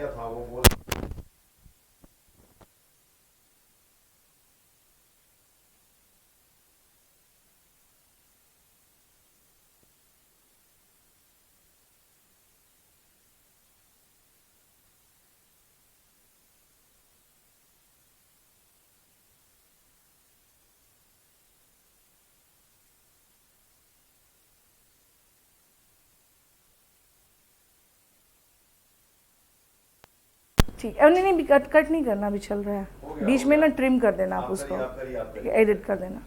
ठीक, अब देखिए यहाँ पर देख रहे हैं क्या हम लोग हैं, यहाँ है आपका मुगल और यूरोपीय व्यापारिक कंपनियाँ, चूँकि इसी टाइम पर क्या हो रही हैं, 1498 में for the first time Portuguese came to India, ये यहाँ आते हैं और यहाँ पर इनका व्यापार जो है वो क्या होता है, यहाँ पर चलना शुरू होता है, व्यापार का उद्भव होता है, व्यापार यहाँ पर क्या होता है, स्टैब्लिश होता है। तो इसके बारे में हम लोग यहाँ देखते हैं कि मुगल और यूरोपीय व्यापारिक कंपनियाँ, हिंदू मुस्लिम संबंध यानी हिंदू मुस्लिम रिलेशन क्या था, एकीकरण की प्रवृत्ति, संयुक्त संस्कृति 16वीं और 18वीं शताब्दी में। ये वो समय है जब हम क्या देख रहे हैं कि ये इनके बीच की जो यूनिटी है, इनके बीच का जो एकीकरण है यानी यूनिफिकेशन है और कल्चरल यूनिफिकेशन के बारे में यहाँ पर क्वेश्चन पूछा जा रहा है। नेक्स्ट यहाँ पर क्या है आपके जो सिलेबस में मेंशन है वो है शिवाजी का उदय। उदय इन द सेंस कि यहाँ पे सीधी सी बात है कि rise of Marathas, emergence of Marathas के बारे में यहाँ पर क्या हो रहा है, पूछा जा रहा है। मुगलों के साथ इनका संघर्ष, क्योंकि कॉन्फ्लिक्ट हमेशा बना रहा और मुगलों के लिए जो है मराठास अपने आप में एक बहुत बड़ी चुनौती बनकर आते हैं। एंड फाइनली एक टाइम ऐसा आता है कि then Marathas specially in the time period of Peshwas की स्थिति ये हो जाती है कि मुगल्स वीक हो जाते हैं एंड दे बिकम, यहाँ पर आकर के डिसाइड करते हैं कि who became the next Mughals ruler, ये कंडीशन क्रिएट हो जाती है। तो ये हम लोग को देखना है कि इनके कंटेक्स्ट में, और ये भी आप देख सकते हैं कि शिवाजी के बारे में अगर पूछा जा रहा है तो इट मीन्स कि कॉन्फ्लिक्ट विथ औरंगजेब ऑल्सो इसमें क्या है, हिडन फॉर्मेट में है। यहाँ पर मराठी शक्ति का विस्तार हम देख सकते हैं। प्रथम 3 जो है यहाँ पर क्या है कि अधीन मराठा राजनीतिक संरचना, यानी कि पेशवाओं के अधीन जो एडमिनिस्ट्रेशन था पेशवाओं का वो कैसा था और पेशवा के टाइम पर किस प्रकार से इनका विस्तार हो रहा है, इसके बारे में यहाँ पर पूछा जा रहा है। टैक्स लिया जाता था जिसका नाम था चौथ और सरदेशमुख, इसका क्या भूमिका रहा, किस प्रकार से ये इम्पॉर्टेंट रहा, या इनका जो इन्होंने जो युद्ध करके अपना क्षेत्र विस्तार किया उसमें चौथ और सरदेशमुख जो है वहाँ पर ये कितना कारगर साबित हुआ। थर्ड बैटल ऑफ पानीपत बताना है आपको, इम्पैक्ट एंड जो इसका क्या रहा, कारण रहा, रीजंस। मराठा राज्य व संघ का आविर्भाव, इसकी संरचना और भूमिका। इसका मतलब ये है कि ये जो टोटल इसमें पूछा गया है, this is all about the Marathas, emergence of Marathas, their administrative system, जैसे लाइक हम लोग बात करें if you are talking about Marathas then there also must be वहाँ पर आ जाएगा अपने आप ही in their administrative system that is Ashtapradhan, role of Ashtapradhan, and अष्टप्रधान की भूमिका किस प्रकार से इम्पॉर्टेंट थी और इसने किस प्रकार से मराठास के प्रशासन को चलाने में बहुत महत्वपूर्ण भूमिका निभाई, ये बातें इसमें क्या है यहाँ पर इसमें की जाएंगी। चलिए इसमें अब आगे बढ़ते हैं। यहाँ पर तो यहाँ हम लोग क्या देख रहे थे कि इसमें ये जो है पूरा का पूरा, अब आ जाइए जो खंड सेकंड जो है हमारा, खंड सेकंड है उसमें क्या है हमारा, इसमें क्या क्या चीज़ें पूछी जा सकती हैं। तो ये है आधुनिक भारत 1757 से लेकर के 1947, it means from battle of Plassey to Indian freedom movement, जब हम आज़ाद होते हैं वहाँ तक का पूरा सेक्शन इसमें दे रखा है, जो कि खंड 2 में है, यानी खंड बी में आपको दिया हुआ है। अब टॉपिक पर आते हैं कि हमारा टॉपिक सिलेबस में क्या मेंशन है, ऐतिहासिक शक्तियाँ, कारक जिसकी वजह से अंग्रेज़ों का भारत पर आधिपत्य हुआ, ओके, विशेषतः बंगाल, महाराष्ट्र, सिंध के संदर्भ में भारतीय ताकतों द्वारा प्रतिरोध और उनकी असफलताओं का कारण। बेसिकली अगर देखा जाए तो ये जो क्वेश्चन है ये क्या है आपका 18th सेंचुरी डिबेट है। 1757 इट मीन्स कि ये क्या है आपका 18th century, and 18th century में क्या होता है, क्वेश्चन ये बनता है कि जो है डिक्लाइन ऑफ जो यहाँ पर मुगल्स हम लोग देख सकते हैं, because this is the time period of post Mughal period, यह उत्तर मुगल काल है और उत्तर मुगल काल में किस प्रकार से अंग्रेजी शक्तियाँ लगातार अपना विस्तार कर रही होती हैं एंड फाइनली एक समय ऐसा आता है कि मुगलों को इनके अधीन पेंशन पर रहना पड़ता है। तो ऐसी क्या स्थितियां हो गई थी, यहाँ की जो क्षेत्रीय शक्तियां, जो रीजनल्स पावर है, उनकी क्या कंडीशन थी यहाँ पे, लाइक बंगाल में क्या हो रहा था, महाराष्ट्र में, सिंध में, इनफैक्ट इसमें हिडन फॉर्मेट में वी कैन सी कि यहाँ अवध भी आ जाएगा, उसका क्या कंडीशन है, ठीक है, और हैदराबाद हो गया, जो भी क्षेत्रीय शक्तियां इमर्ज्ड हो रही हैं उनकी क्या स्थिति थी। रजवाड़ों पर अंग्रेजों का प्रमुख विकास क्या था, विकार, रजवाड़ा इन द सेंस कि प्रिंसले स्टेट्स जो थे यहाँ पे अंग्रेज़ों के साथ इनके संबंध कैसे थे और किस प्रकार से इनके साथ क्या कोई कॉन्फ्लिक्ट हुआ, कोई युद्ध हुआ। लाइक अगर हम लोग बात करें तो हम लोग क्या देख सकते हैं, लाइक मैसूर के साथ युद्ध हो रहा है, अवध के साथ इनके संबंध कैसे रहे, हैदराबाद के निज़ाम जो है इनका क्या कंडीशन रहा। तो अलग अलग इस तरह के जो राज्य हैं उनके साथ क्या कंडीशन था वो हम लोग यहाँ पर देखेंगे। नेक्स्ट इसमें आता है आपका वो है दैट इज उपनिवेशवाद। यहाँ देख लीजिएगा उपनिवेशवाद की अवस्थाएं। ओके यहाँ क्या है, वन सेकेंड, उपनिवेशवाद की अवस्थाएं, प्रशासनिक ढांचाएं, नीतियां, परिवर्तन, और उसके बाद से क्या है शिक्षा संबंधी परिवर्तन और ब्रिटिश औपनिवेशिक हितों में उनका सम्मान। ये सीधी सीधी बात यहाँ पर ये है कि after the battle of Buxar 1764 के बाद सिनेरियो चेंज होता है, और उसके बाद क्या देखते हैं कि धीरे धीरे कंपनी जो है यहाँ पर अब यहाँ की एक प्रमुख राजनीतिक शक्ति बन करके उभरती है। और उसके बाद ये कई सारे यहाँ पर जो है पॉलिसीज़ भी लेके आते हैं, लाइक एजुकेशन में क्या रिफॉर्म होना चाहिए, जैसे हमने कल भी जैसे इसमें अगर बात किया जाए कि Hunter commission, what was the role of Wood dispatch, तो ये सब की क्या भूमिका रही एजुकेशन सेक्टर में। उसके अलावा क्या है यहाँ पे राजस्व न्याय समाज, तो राजस्व को लेकर के अगर बात करें तो क्या है सेटलमेंट्स जो ये लेकर के आते हैं, लाइक परमानेंट सेटलमेंट, रैयतवाड़ी व्यवस्था, महलवाड़ी व्यवस्था, उसकी क्या भूमिका रही। उसके अलावा अवस्थाएं, यानी इनका ओवरऑल हम लोग क्या देखेंगे कि इन्होंने क्या क्या, यानी जुडिशरी के कंटेक्स्ट में। उसके अलावा बात करेंगे रेवेन्यू, यानी लैंड रेवेन्यू जनरेट करने के लिए, और उसके अलावा एजुकेशन जो है उसमें इन लोगों ने क्या काम किया। और ये स्पेशली जो भी काम कर रहे थे, लाइक अगर इन्होंने रेलवे का डेवलपमेंट करवाया तो क्या वो भारतीयों के कंटेक्स्ट में करवाया था या अपने कंटेक्स्ट में करवाया था एग्जैक्टली। तो ये है कि ये इंडिया के रॉ मटेरियल्स, जो कि वो जगह जो दूर दराज के क्षेत्र थे वहाँ तक पहुँचकर भारत के जो कच्चे माल हैं, रॉ मटेरियल्स को लेना और लेकर के इसको क्या करना था, इंग्लैंड भेजना इनका पर्पस था, ना कि ये भारत के हित में यहाँ पर रेलवे का डेवलपमेंट करवा रहे थे। तो यानी कि वो डेवलपमेंट जो इनके औपनिवेशिक हित को ध्यान में रख करके किया जा रहा था, बट बताया ये जा रहा था कि हम भारतीयों के लिए ये कार्य कर रहे हैं। आपको उस पर क्या करना है, एनालाइज करना है, उसमें आपको क्या करना है, बहुत ही तार्किक तरीके से सोच करके आप पढ़ना भी है, और मैं यहाँ आपको पढ़ाऊंगी भी कि इसमें क्या क्या सेक्शंस आएंगे। तो this is basically colonial phase. यहाँ पर क्या है, ये पूछा जा रहा है आपसे कॉलोनियल फेज, है ना, कॉलोनियल फेज के बारे में यहाँ पर पूछा जा रहा है, इनकी एडमिनिस्ट्रेटिव सिस्टम, इसके बारे में यहाँ पर ये सेक्शन आपसे पूछ रहा है। नेक्स्ट आ जाते हैं हम लोग यहाँ पर ब्रिटिश आर्थिक नीति। यहाँ देख लीजिए क्या है ये ब्रिटिश आर्थिक नीति। ओके, उनका प्रभाव, कृषि का वाणिज्यिकरण, ग्रामीण ऋणग्रस्तता, कृषि श्रमिकों की वृद्धि, दस्तकारी उद्योगों का विनाश, संपत्ति का पलायन, आधुनिक उद्योगों की वृद्धि, पूंजीवादी वर्ग का उदय, ईसाई जो मिशनरीज हैं, है ना, ये मिशनरीज हैं, ईसाई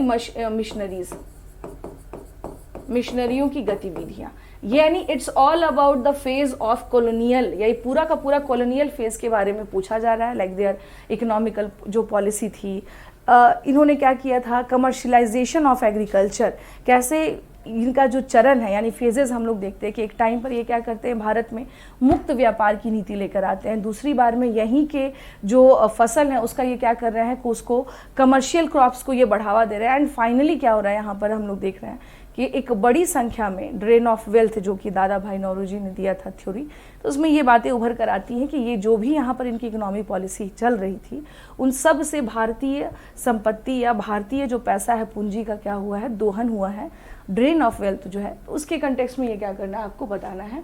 पूंजीवादी वर्ग कैपिटलिस्ट जो थे उनकी क्या रही रोल, या भारत में इंडस्ट्रियलाइजेशन हो रहा था या डी इंडस्ट्रियलाइजेशन हो रहा था, ये जो समय था यह औद्योगिकरण का समय था या औद्योगिकरण का समय था, इसके बारे में यहाँ पर पूछा गया है। ठीक है, बताना था यहाँ पर। तो ये सारी बातें, एंड रोल ऑफ मिशनरीज, क्या मिशनरीज की भूमिका रही।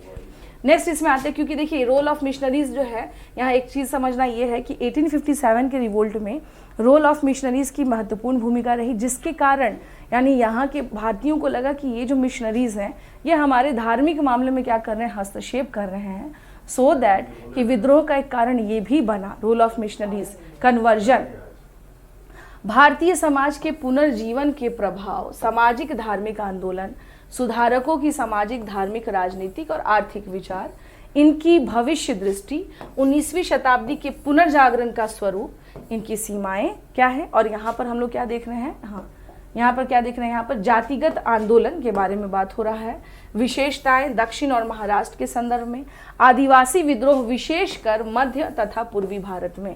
यानी ये जो सेक्शन है, इस सेक्शन में समझिए सारी बातें क्या है, इसमें अंतर्निहित है। जैसे जैसे ये बात हो रही है यहाँ पर कि भारतीय पुनर्जागरण, इट मीन्स कि 19वीं शताब्दी में होने वाला सोशियो रिलीजियस रिफॉर्म मूवमेंट, यहाँ पर role of Raja Ram Mohan Roy, role of Dayanand Saraswati, role of Swami Vivekananda, role of हम केशव चंद्र सेन, इन सब का रोल हम यहाँ पर देखेंगे कि क्या इनका रोल रहा भारत के जो सामाजिक धार्मिक आंदोलन जिसको हम बोलते हैं, या फिर ये वो समय था जो एक तरह से क्या हो रहा है यहाँ पर रिफॉर्म होना शुरू होता है। हम अपनी ही वो कुरीतियाँ जो चली आ रही हैं सोसाइटी में, जिससे हम पिछड़े हुए कहलाने लगे, हम उसे सुधारने का प्रयास करते हैं। तो ये वही, और इसमें महिलाओं के संदर्भ में बहुत बड़ा परिवर्तन देखने को मिलता है। लाइक सबने एक साथ क्या किया कि सबने इस बात की वकालत की कि महिलाओं को एजुकेशन दीजिए, महिलाओं को आगे बढ़ाइए। तो for the first time Indian women के कंटेक्स्ट में सोचा गया कि उनको चाहे सती प्रथा हो, चाहे उनका एजुकेशन हो, सभी मुद्दे पे अब क्या होने लगा, वुमेन के कंटेक्स्ट में ये वो दौर था जब चेंज आने का हम लोग देख रहे हैं कि चेंज या परिवर्तन आता है बड़े स्तर पर। उसके अलावा क्या है यहाँ पर जातिगत इन द सेंस कि अलग अलग जो विद्रोह हो रहे हैं या छुआछूत को लेकर के, अस्पृश्यता को लेकर के, रोल ऑफ ज्योतिबा फूले क्या रहा उनका, एमजी रानाडे का क्या रहा रोल, क्या रहा। तो महाराष्ट्र में हम लोग क्या देख रहे हैं कि स्पेशली छुआछूत, अस्पृश्यता, इन सब को लेकर के क्या हो रहा है, अलग अलग जगहों पे क्या होने लगा था, अब विद्रोह भी होने लगा। उसके अलावा आंदोलन भी होने लगे कि इसको क्या किया जाए, इसको यानी ये किसी भी प्रगतिशील समाज के लिए क्या है, एक तरह से श्राप है, और इसको हमें क्या करना है, इसका सबसे पहले उन्मूलन करना है। तो इसको लेकर के जो भी इस टाइम के सुधारक थे, जो भी रिफॉर्मर थे, उनका क्या रोल रहा, उसके बारे में हमें यहाँ पर पढ़ना है। उसके अतिरिक्त यहाँ पर क्या है, आपसे पूछा जा रहा है ट्राइबल्स रिवोल्ट। ट्राइबल्स रिवोल्ट के कंटेक्स्ट में आप देखिए तो इसमें हिडन फॉर्मेट में क्या है आपका, इसमें संथाल रिवोल्ट भी हो गया, इसमें आपको मुंडा रिवोल्ट हो गया, कोल रिवोल्ट हो गया, जो भी रिवोल्ट इस टाइम पे हो रहे हैं जनजातीय विद्रोह। तो जनजातीय विद्रोह में क्या क्या बातें थीं जिसके कारण इन ट्राइबल्स ने रिवोल्ट किया। स्पेशली मैंने दो कंटेक्स्ट आपको बताया जो कि आपको जीएस फर्स्ट पेपर में भी क्या है वह आता है, वहाँ पर संथाल और बिरसा आंदोलन, इनका बहुत महत्व है। उसके अतिरिक्त भी क्या है कि हम कुछ और जैसे हो विद्रोह के बारे में, चेरो विद्रोह क्या था, कोल विद्रोह क्या था, इसको भी हम क्या कर सकते हैं, बता सकते हैं। तो ट्राइबल्स रिवोल्ट जो है वो होने क्यों हुआ और ब्रिटिशर्स की यहाँ पर क्या रोल रही जिसके कारण इन्हें यहाँ पर विद्रोह करना पड़ा। नेक्स्ट देखिए यहाँ पर आते हैं नागरिक विद्रोह देख रहे हैं, यानी 1857 का रिवोल्ट यहाँ पर पूछा जा रहा है। 1857 की क्रांति यहाँ पर पूछी जा रही है। 1857 का रिवोल्ट, एक सेकेंड, रिवोल्ट ऑफ 1857। कृषक विद्रोह, विशेषकर नील बगावत के संदर्भ में, दक्षिण के दंगे, और यहाँ पर क्या है मोपला बगावत, मोपला विद्रोह जो था उसके बारे में यहाँ पर बात हो रहा है, मोपला रिवोल्ट। तो इट मीन्स कि इस समय अंग्रेज़ों के खिलाफ अलग अलग जगह पर हम लोग क्या देख रहे हैं, कुछ जगह जैसे साउथ इंडिया में क्या हो रहा है, राइट्स हो रहे हैं। उसके अलावा स्पेशली क्या था कि इनकी जो पॉलिसी थी कि यहाँ पे क्या किया जाए कि हिंदू और मुस्लिम के बीच में फूट डालने वाली जो नीति जो थी वो पहली बार देखने को मिलती है। यूनाइट भी ये लास्ट टाइम 1857 में दिखते हैं। एंड उसके बाद जो है इनकी स्थिति क्या रही, अंग्रेज़ों की जो नीति थी कि ये जो यूनिटी बनी हुई है इसको सबसे पहले तोड़े, तो उसको लेकर के उस समय पे कौन कौन से विद्रोह होने शुरू हुए, कौन कौन से जगह पर पहली बार हम लोग राइट देख रहे हैं जो कि इसके पहले नहीं देखा गया। तो ये सारी बातें क्या है इसमें आएंगी। 1857 का विद्रोह चूंकि फर्स्ट पेपर में पढ़ना है तो इसमें क्या करना है आपको कि रिवोल्ट जो है किस कंटेक्स्ट में, यानी उत्तर भारत में इसका इम्पैक्ट रहा, साउथ इंडिया में इसका इन्फ्लुएंस क्यों नहीं रहा, दक्षिण भारत क्यों अछूता रह गया 1857 की क्रांति से। तो इन सबको हम लोग क्या करेंगे। नील विद्रोह, चूंकि क्या हो रहा था कि फोर्सफुली ये क्या करवाते थे, इंडिगो यानी नील की खेती करवाते थे, और इससे क्या होता क्या था कि जो ज़मीन की जो यानी लैंड की जो उर्वरता है वो क्या हो जाती थी, समाप्त हो जाती थी। यानी एक बार आपने नील की खेती करवा दी, अगेन उस भूमि पर दोबारा कोई खेती नहीं हो पाती थी।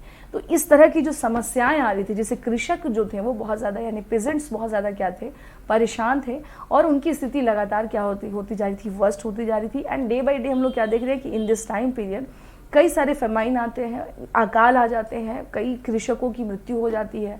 तो ब्रिटिशर्स की जो पॉलिसी थी वो कैसी पॉलिसी थी जिसके कारण इस तरह की परिस्थितियां उत्पन्न हुई, हम ये सब यहाँ पर पढ़ेंगे। अब आ जाते हैं नेक्स्ट फेज है हमारा, that is Indian national movement.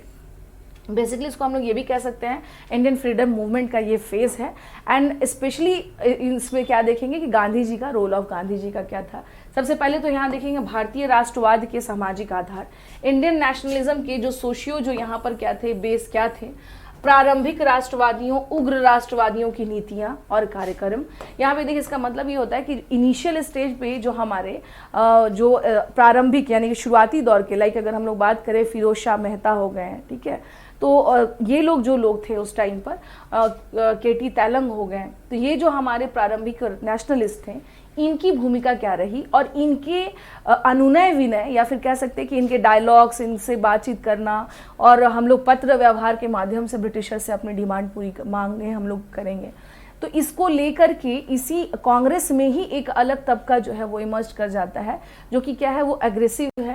तो एक मॉडरेट है एंड अदर इज एक्सट्रीमिस्ट है। तो ये मॉडरेट और एक्सट्रीमिस्ट जो है ये 1885 में कांग्रेस जब बनी, और बनने के बाद लगातार जो यहाँ पर मॉडरेट्स का जो रोल रहा, जिसके कारण यहाँ पर हम लोग क्या देख रहे हैं, एक्सट्रीमिस्ट जो है वो इमर्ज हुए। तो इसके पीछे के कॉजेज क्या थे, ये हम लोगों को क्या करना है यहाँ पर बताना है।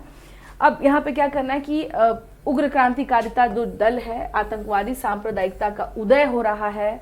भारत की राजनीति में गांधी जी का उदय, उनके जन आंदोलन क्या थे, लाइक असहयोग हो गया, सविनय हो गया, भारत छोड़ो आंदोलन हो गया, ये सब ट्रेड यूनियन हो गया। तो ये सब क्या करना है कि गांधीयन एरा, उसके साथ साथ क्या है आपका गांधीयन एरा के में कौन कौन से नेशनल मूवमेंट्स हो रहे हैं, हम लोग को इसके बारे में क्या करना है, बताना है।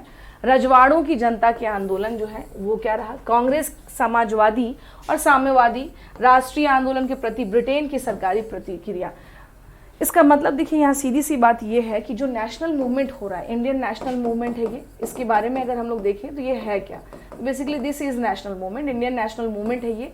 और इस दौरान होने वाली जो बहुत सारी गतिविधियां हैं, जैसे लाइक मैंने आपसे पहले बता दिया कि यहाँ पर क्या हो रहा है, यहाँ पे उग्र क्रांतिकारी दल भी इमर्ज कर रहा है।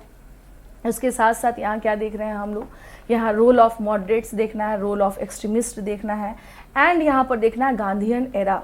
गांधीयन एरा में इट मीन्स कि गांधी जी के नेतृत्व में जो भी आंदोलन चले वो कैसे सफल हुए, और एक कैसे एक अखिल भारतीय नेता यानी ऑल इंडिया लेवल पर एक ऐसा नेता, एक ऐसा नेतृत्व उभर कर आता है कि जो अपने साथ पूरे भारत को एक साथ क्या कर सकता है, पिरो सकता है, and that was Gandhi ji. सो इसीलिए इस काल को गांधीयन एरा कहा जाता है। तो क्या विशेषता थी इस काल की, इसके बारे में बताना है। नेक्स्ट है हमारा यहाँ पर, इसके बाद अगर हम लोग बात करेंगे दैट इज 1909 से लेकर के 35 के संवैधानिक परिवर्तनों के बारे में कांग्रेस का रुख क्या था, आज़ादी हिंद फौज की भूमिका, 1946 का नौसेना विद्रोह, भारत विभाजन और स्वतंत्रता। इट मीन्स कि यहाँ पर अगर आ जाए तो यहाँ पर सीधी सीधी बात ये हो रही है कि जो ब्रिटेन है, सरकारी प्रतिक्रिया में देखिए, प्रतिक्रिया में आप समझ लीजिए कि जब बात की जा रही थी कि भाई हमें क्या कीजिए कि वी वांट डोमिनियन स्टेट, तो उस टाइम पर क्या हो रहा था कि ब्रिटिशर्स इस बात को नहीं मान रहे थे। बट लैटर जब यहाँ पर लगातार मूवमेंट्स होने लगे, देन दे रियलाइज्ड कि अब हम लोगों को क्या करना होगा, कि हमें कुछ करना होगा, एंड फाइनली उसका जो आउटकम आता है दैट वाज गोलमेज राउंड टेबल कॉन्फ्रेंस। तो राउंड टेबल कॉन्फ्रेंस में फॉर द फर्स्ट टाइम उन लोगों ने भारतीयों से क्या की, बराबरी से बात की, और जो भारतीयों की जो समस्याएं हैं, जो इश्यूज थे, उस पर बातचीत को तैयार हुए। तो इसके बाद हम लोग क्या देखते हैं कि इसके बाद शुरू होता है आपको क्या, कई सारे आयोग का बनना, लाइक क्रिप्स मिशन हो रहा है, लाइक लिनलिथगो आयोग बन रहा है, ठीक है, वेवेल प्लान आ रहा है, फिर फाइनली माउंटबेटन प्लान आया। तो ये जो इतने सारे प्लान बने, आयोग बने, इन सब का फिर पर्पस यही हुआ था कि भाई चूंकि इस टाइम पर 1939 में सेकेंड वर्ल्ड वॉर स्टार्ट हो जाता है, तो इन लोगों ने शर्त एक रख दी थी कि ऐसा है कि अगर जैसे ही युद्ध समाप्त होगा हम लोग आपको डोमिनियन स्टेटस दे देंगे। बट इंडियंस का ये कहना था कि ऐसा है कि युद्ध आप शुरू तो कर सकते हैं पर युद्ध समाप्त कब करेंगे ये पता नहीं रहता है। तो ये तो वही हो गया कि this is completely post dated cheque है ये, इसको इस तरीके से अगर आप कह रहे हैं तो हम ट्रस्ट नहीं कर सकते हैं आपके ऊपर। सो दैट यहाँ पर हम यही देखेंगे कि इस टाइम पे बनने वाले क्या 1935 का जो हम देखते हैं कि गवर्नमेंट ऑफ इंडिया एक्ट जो बना था, जो कि भारतीय संविधान माना जाता है कि वो उसमें कह लीजिए कि उसके पहला फॉर्मेट या फिर उसका प्रारूप जो है वो 1935 के ही अधिनियम से लिया गया है। तो 1935 का जो अधिनियम है ये क्यों इम्पोर्टेंट है और उसमें क्या क्या बातों का समावेशन किया गया था, उसके अतिरिक्त हम क्या देखते हैं कि जो ब्रिटिशर्स के टाइम पे अलग अलग जो आयोग आए उन्होंने किस प्रकार से नए नए चेंजेस के साथ बातें रखी, and then finally Mountbatten plan आता और भारत का विभाजन और स्वतंत्रता। इट मीन्स कि रोल ऑफ मुस्लिम लीग भी इसमें है, मुस्लिम लीग की क्या भूमिका रही है और क्या परिस्थितियां उस टाइम पर जो है वो आ चुकी थी जिससे कि ये सिनेरियो हम लोग के सामने आता है। तो अब ये था यहाँ पर। नेक्स्ट इसमें हम लोग आते हैं यहाँ पे, एक सेकेंड, हाँ जी, नेक्स्ट आ जाते हैं हमारा है खा, यानी कि ABC हो गया। तो ये हो गया आपको यहाँ पर देख लीजिएगा, ये क्या है आपका जो इसके बाद का जो सेक्शन है वो है आपको विश्व इतिहास। इट मीन्स वर्ल्ड हिस्ट्री जो है आपके इसमें सिलेबस में क्या है मेंशन किया हुआ है। आपके सिलेबस में क्या है, वर्ल्ड हिस्ट्री मेंशन किया गया है। और वर्ल्ड हिस्ट्री में क्या पूछा जाएगा ये यहाँ पर देखना है। देखिए सबसे पहले क्या है यहाँ पर हमारा दे रखा है, दैट इज भौगोलिक खोजें, यानी कि ज्योग्राफिकल जो डिस्कवरीज होनी शुरू हो गई थी। जैसे हम लोग कहते हैं कि भाई वास्को डी गामा ने भारत की खोज की थी, no this is completely wrong. Vasco da Gama ने भारत की खोज नहीं की थी, वास्को डी गामा ने भारत तक आने के सामुद्रिक मार्गों की खोज की थी। इट मीन्स कि भारत तो पहले से ही था, लेकिन जो समुद्री मार्ग थे उसके बारे में मालूम नहीं था। तो यानी कि जो कह सकते हैं हम लोग कि जो सी रूट जो है फॉर द फर्स्ट टाइम अलग अलग सी रूट्स डिस्कवर्ड किए जाने लगे। तो ये पूछा जा रहा है वर्ल्ड हिस्ट्री में कि सी रूट्स जो है यानी भौगोलिक खोजें क्या थी। सामंतवाद का पतन, यूरोप में इस समय पर क्या हो रहा है, डिक्लाइन ऑफ फ्यूडलिज्म। यहाँ पर क्या हो रहा है, कैपिटलिज्म क्या हो रहा है, इमर्जेंस ऑफ कैपिटलिज्म हो रहा है यूरोप में, जिसमें कि पुनर्जीवन और धर्म सुधार, यानी स्पेशली इसमें क्या है रेनेसांस एंड क्या है आपको धर्म सुधार आंदोलन भी चल रहा है। नवीन निरंकुश राजतंत्र कौन से थे और राष्ट्र राज्योदय, पहली बार राष्ट्र को लेकर के वर्ल्ड में स्पेशली यूरोप के कंटेक्स्ट में हम लोग देख रहे हैं क्या कि कुछ चेंजेस देखने को मिलते हैं, लोगों की सोच में परिवर्तन दिखता है, नए नए भौगोलिक खोज हुए, अलग अलग जगह के लोगों से आपका क्या होता है कि आपके विचार जो हैं वो एक दूसरे से आदान प्रदान हो रहे हैं, सांस्कृतिक विचार, एक दूसरे को जानना समझना। तो ये जो भौगोलिक खोजें हैं वो कितना ज़्यादा इम्पैक्टफुल रहा यूरोप के कंटेक्स्ट में, वहाँ के लोगों के संदर्भ में, इसके बारे में हम लोग यहाँ पर इसमें मेंशन किया हुआ है और इसमें हम लोग आपको ये पढ़ाएंगे। पश्चिमी यूरोप में स्पेशली क्या है, वेस्टर्न यूरोप में वाणिज्यिक क्रांति और वाणिज्यवाद। इट मीन्स कि हम लोग क्या देख रहे हैं कि मर्केंटलिज्म जिसको कह सकते हैं, कमर्शलाइजेशन जिसको कह सकते हैं, कैपिटलिज्म, ये सारी बातें इसमें क्या है ऑलरेडी हिडन फॉर्मेट में है। तो मर्केंटलिज्म के बारे में अगर देखा जाए तो ये कैसे डेवलप हुआ और इसका क्या फ़ायदा रहा। देखिए वेस्टर्न यूरोप के बारे में बात करें तो वेस्टर्न यूरोप में आपका कौन है, इंग्लैंड है। इंग्लैंड का किस प्रकार से यूरोप से के में व्यापार विस्तार हुआ, फ्रांस का कैसे यहाँ पर जो है व्यापार वाणिज्य डेवलप हो रहा है, तो इन सबको हम लोग क्या करेंगे यहाँ पर इसमें पूछा गया है।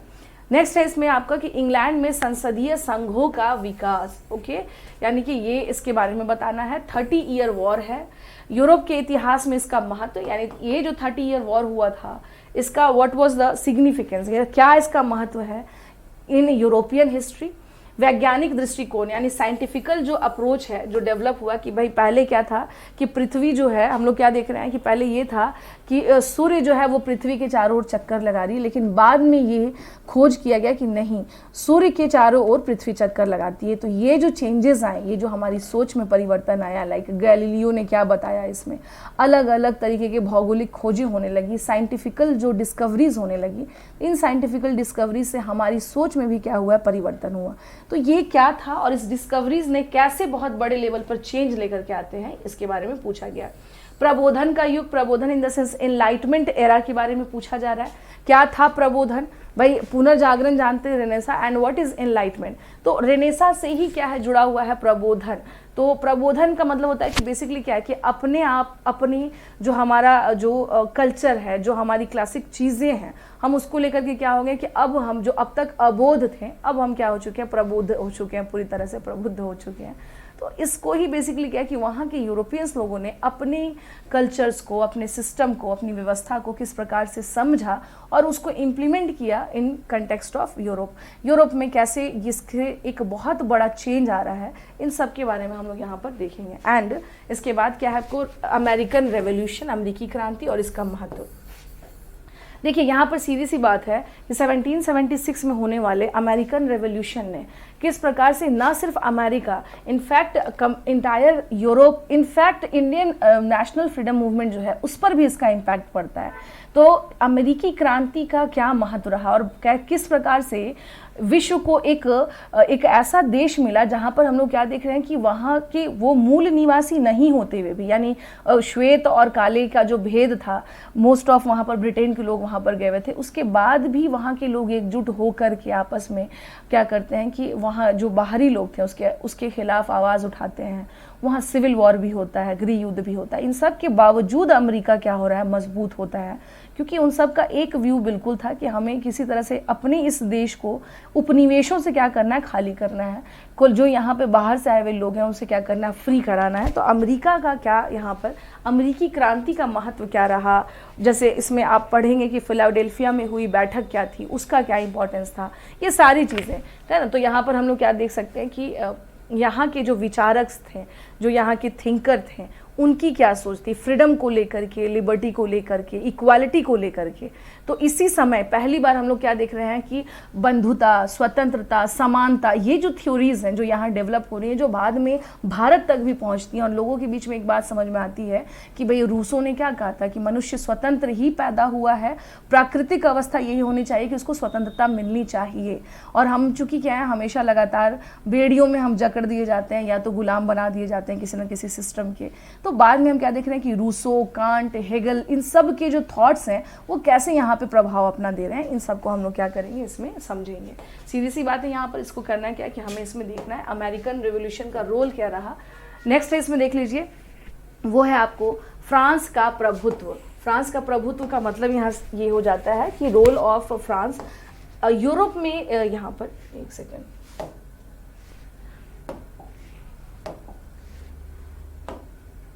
आ जाइए। फ्रांस का प्रभुत्व, फ्रांसीसी क्रांति यानी फ्रांसीसी क्रांति जो है, नेपोलियन एरा, इसके बारे में पूछा जा रहा है।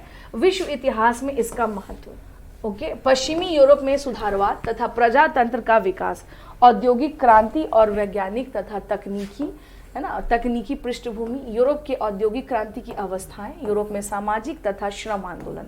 इट मीन्स कि अगर हम लोग देखें यहाँ पे ये जो पूछा जा रहा है फ्रेंच रेवोल्यूशन के बारे में, तो फ्रेंच रेवोल्यूशन में हम लोग क्या देख सकते हैं, यहाँ पर ये देख सकते हैं कि रोल ऑफ नेपोलियन क्या था और व्हाट इज़ द जो है कि फ्रेंच रेवोल्यूशन जो हुआ पूरे वर्ल्ड में, इसका क्या इम्पैक्ट पड़ा। वह सीधी सीधी बात है यहाँ पर कि विश्व इतिहास में इसका क्या महत्व है।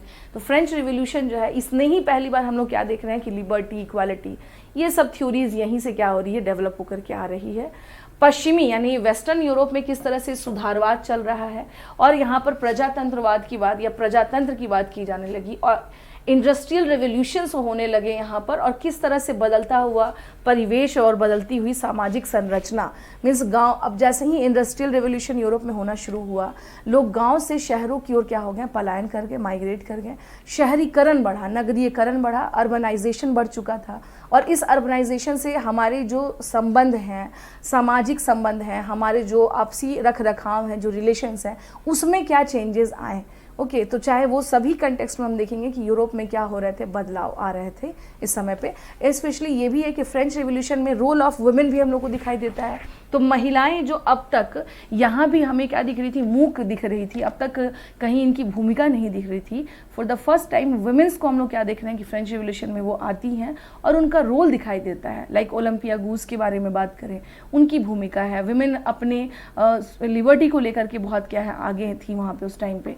तो इन सब के द्वारा कैसे इस रेवोल्यूशन को आगे बढ़ाया गया, पीजेंट्स की क्या कंडीशन थी यहाँ पर, रोल ऑफ जो किंगडम्स था, लाइक लुई जो है वहाँ पे उनका शासन, लुई का शासन कैसा था जिससे जनता त्रस्त होती है और बास्तिल के किले जैसी घटना घटती है। यानी क्या है कि अगर सीधी सी बात है कि देखिए फ्रांसीसी क्रांति ने ये चीज़ तो ज़रूर समझा दी कि भाई अगर जो राजतंत्र हो या अगर जो सामान्य जनता की समस्याओं पर ध्यान नहीं दिया जा रहा था लगातार, जिसके कारण यहाँ की जनता ने क्या किया, लास्ट में अपने से ही एक निर्णय लिया और निर्णय लेकर के राजतंत्र का ये क्या करते हैं, ये पूरी तरह से पतन करते हैं या डिक्लाइन करते हैं, डिस्ट्रक्ट कर देते हैं। बट स्टिल क्या देख रहे हैं कि जिस बात को लेकर के, यानी हमें फ्रीडम चाहिए और हमारे यहाँ आर्थिक स्थिति अच्छी हो, जिस बात को लेकर के इन लोगों ने क्या किया, चेंज लाने की कोशिश की। बट बाद में वो चीज़ें फिर भी एग्जिस्ट करती रहीं, like role of first state, second state, third state, इनका क्या रोल रहा। और फिर बाद में फिर कैसे यहाँ पर जो है हम लोग क्या देखें, क्रांतिकारी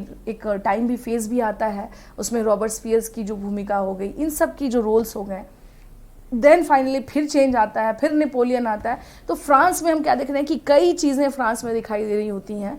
फ्रांस में राजतंत्र से छुटकारा, फिर क्या हो जाता है, एक आतंकवादी युग आता है वहाँ पर। उसके बाद फिर हम लोग जैसे जैकोबियन क्लब हो गया, ओके, उसके बाद फिर फाइनली नेपोलियन एरा आ जाता है, जिससे लगातार वॉर में इन्वॉल्वमेंट हो जाता है। तो फ्रांस का क्या रोल रहा, फ्रांस में क्या कंडीशन थी, ये सारी बातें इसमें हम लोग देखेंगे। और फ्रांस का कैसे प्रभुत्व था इस टाइम पे यूरोप में।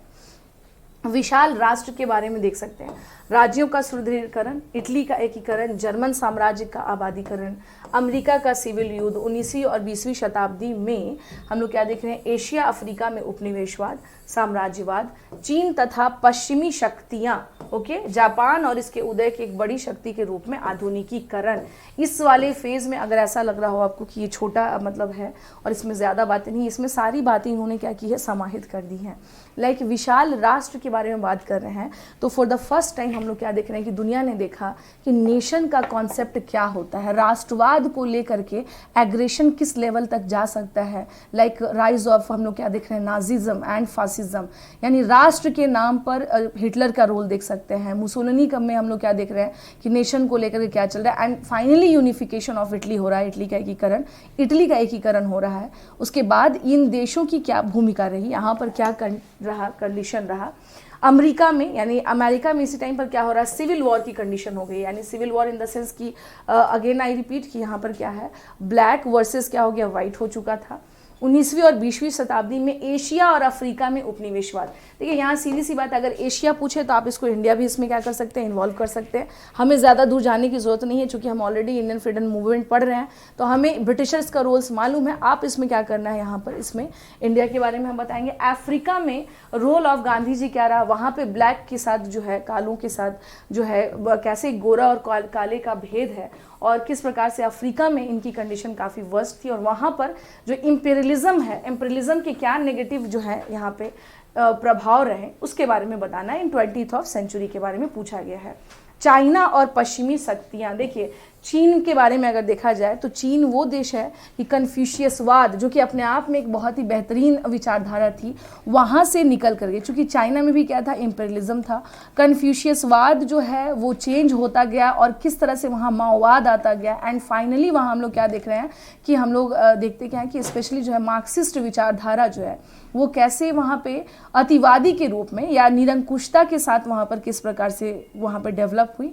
इनफैक्ट वहाँ के शासन पे भी इसका प्रभाव दिखाई देता है। नेक्स्ट इसमें आ जाइएगा जापान का उदय, यहाँ पर देखना है, राइज ऑफ जापान देखेंगे हम लोग।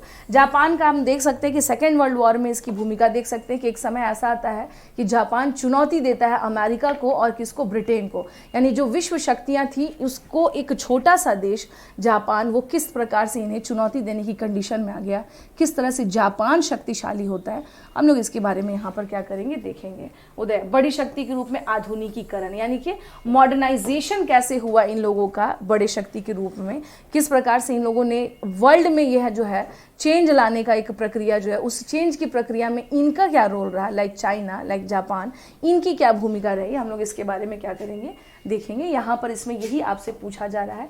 तो स्पेशली अगर हम लोग देखा जाए विशाल राष्ट्र अगर कहा जा रहा है तो विशाल राष्ट्र में हम लोग क्या देख रहे हैं यहाँ पर, हाँ जी यहाँ पर देख लीजिए, विशाल राष्ट्र में हम लोग क्या देख रहे हैं यहाँ पर कि इसमें स्पेशली क्या है, यूरोपीय शक्तियाँ, ऑटोमन एम्पायर के बारे में भी क्या किया गया है, आपसे पूछा गया है। ऑटोमन एम्पायर इट मीन्स कि जो आधुनिक टर्की है, और बाद में आप देखिएगा कि यही ऑटोमन एम्पायर जो है इसका क्या होने लगता है, डिक्लाइन होने लगता है। फर्स्ट वर्ल्ड वॉर में कहीं ना कहीं इनके साथ जो है जब संधि होती है और यहाँ पे क्या होता है कि शक्तियाँ कम की जाती हैं, तो पूरे वर्ल्ड में भी देख रहे हैं कि अलग अलग जगह पे मूवमेंट होने लगता है।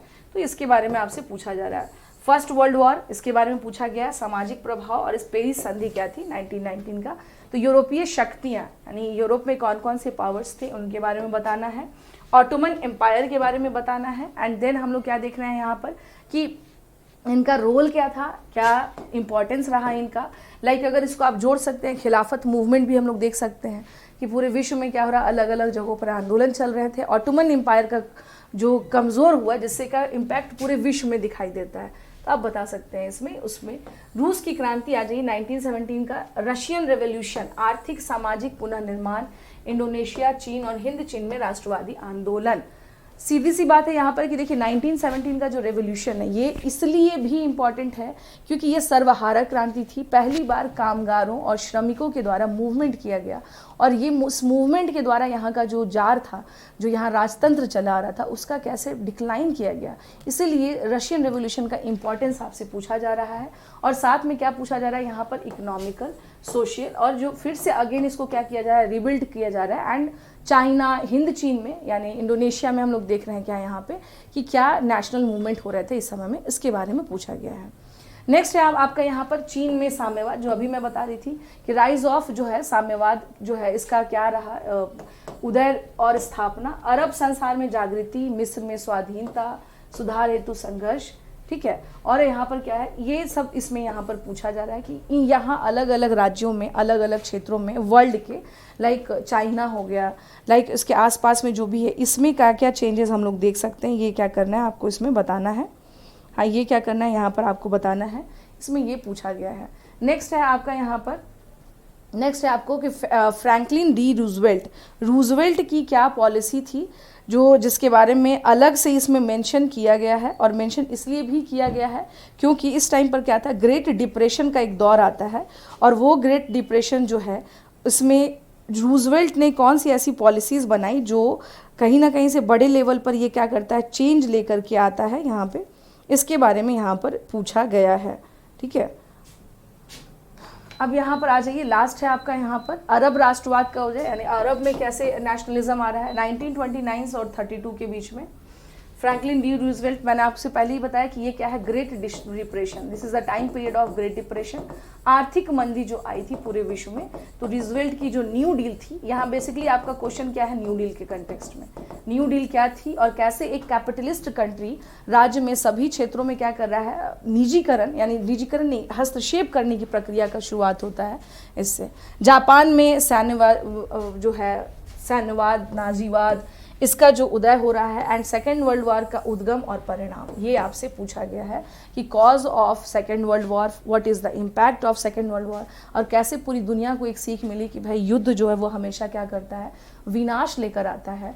और इसलिए युद्ध जो है जितना भी हो जाए, हम लोग को करना क्या है कि जेनेवा संधि एक हुई थी फाइनली, और जेनेवा संधि में एक बात कही गई थी कि एनी हाउ हम लोगों को अवॉइड करना है वॉर से, बिकॉज वॉर जो है इज़ नॉट सोल्यूशन, हम वॉर कभी भी सोल्यूशन नहीं हो सकता है। तो सेकेंड वर्ल्ड वॉर, जापान में सैन्यवाद, मिलिट्रिज्म जो है वो कैसे डेवलप हुआ जापान में, और इसका हम लोग इसको इस तरह से भी जोड़ सकते हैं कि भारत का आज़ाद हिंद फौज जो कि ये भी कहाँ से मजबूत हो रहा है, इसको कहाँ से स्ट्रेंथ मिल रहा था, जापान से। तो जापान में अचानक से सैन्यवाद कैसे इतना डेवलप हो गया कि इन्होंने पर्ल हार्बर जैसी घटना जो है ये दिखाई देती है हम लोगों को। तो ये सारी जो बातें अगर देखी जाए सेकेंड वर्ल्ड वॉर में, तो ये सारे जो हैं टॉपिक्स आपके इसमें क्या किए गए हैं, सिलेबस में बताए गए हैं, और ये हम कवर करेंगे। जो सिलेबस में है, यहाँ मैं क्लियर आप लोगों को बता देती हूँ कि जो भी हमारे सिलेबस में है, हम उन सभी बातों को क्या करेंगे, यहाँ पर स्टार्ट करेंगे। एंड फर्स्टली मैं ये भी अनाउंस कर दूँ कि मैं स्टार्ट करूँगी टॉपिक आप लोगों का वर्ल्ड हिस्ट्री से, क्योंकि बहुत सारे स्टूडेंट्स ने कहा कि मैम वर्ल्ड हिस्ट्री टफ लगता है, because we are familiar with Indian history but not familiar with world history. So that ये मैंने सोचा है कि मैं वर्ल्ड हिस्ट्री से ही आपका टॉपिक स्टार्ट करूँगी, क्योंकि उसके बहुत डायमेंशन है और वो टफ भी पड़ता है। सो दैट वैकल्पिक इतिहास, वैकल्पिक विषय में मैं आप लोगों का वर्ल्ड हिस्ट्री से लूँगी अब नेक्स्ट सेशन। ये था आज 66 बीपीएससी नहीं, ये बीपीएससी का इतिहास वैकल्पिक विषय में आपका सिलेबस क्या है और क्या क्या पूछा जाएगा, क्योंकि ये सबसे ज़्यादा ज़रूरी है कि आपको पता होना चाहिए कि what is mention in your syllabus and हम क्या पढ़ने वाले हैं। हम उसी के अकॉर्डिंग क्या करेंगे, क्लास को रन करेंगे, उसी के अकॉर्डिंग हम अपने सिलेबस को फिनिश करेंगे। चलिए फिर आज के लिए इतना ही, तब तक के लिए धन्यवाद, थैंक यू।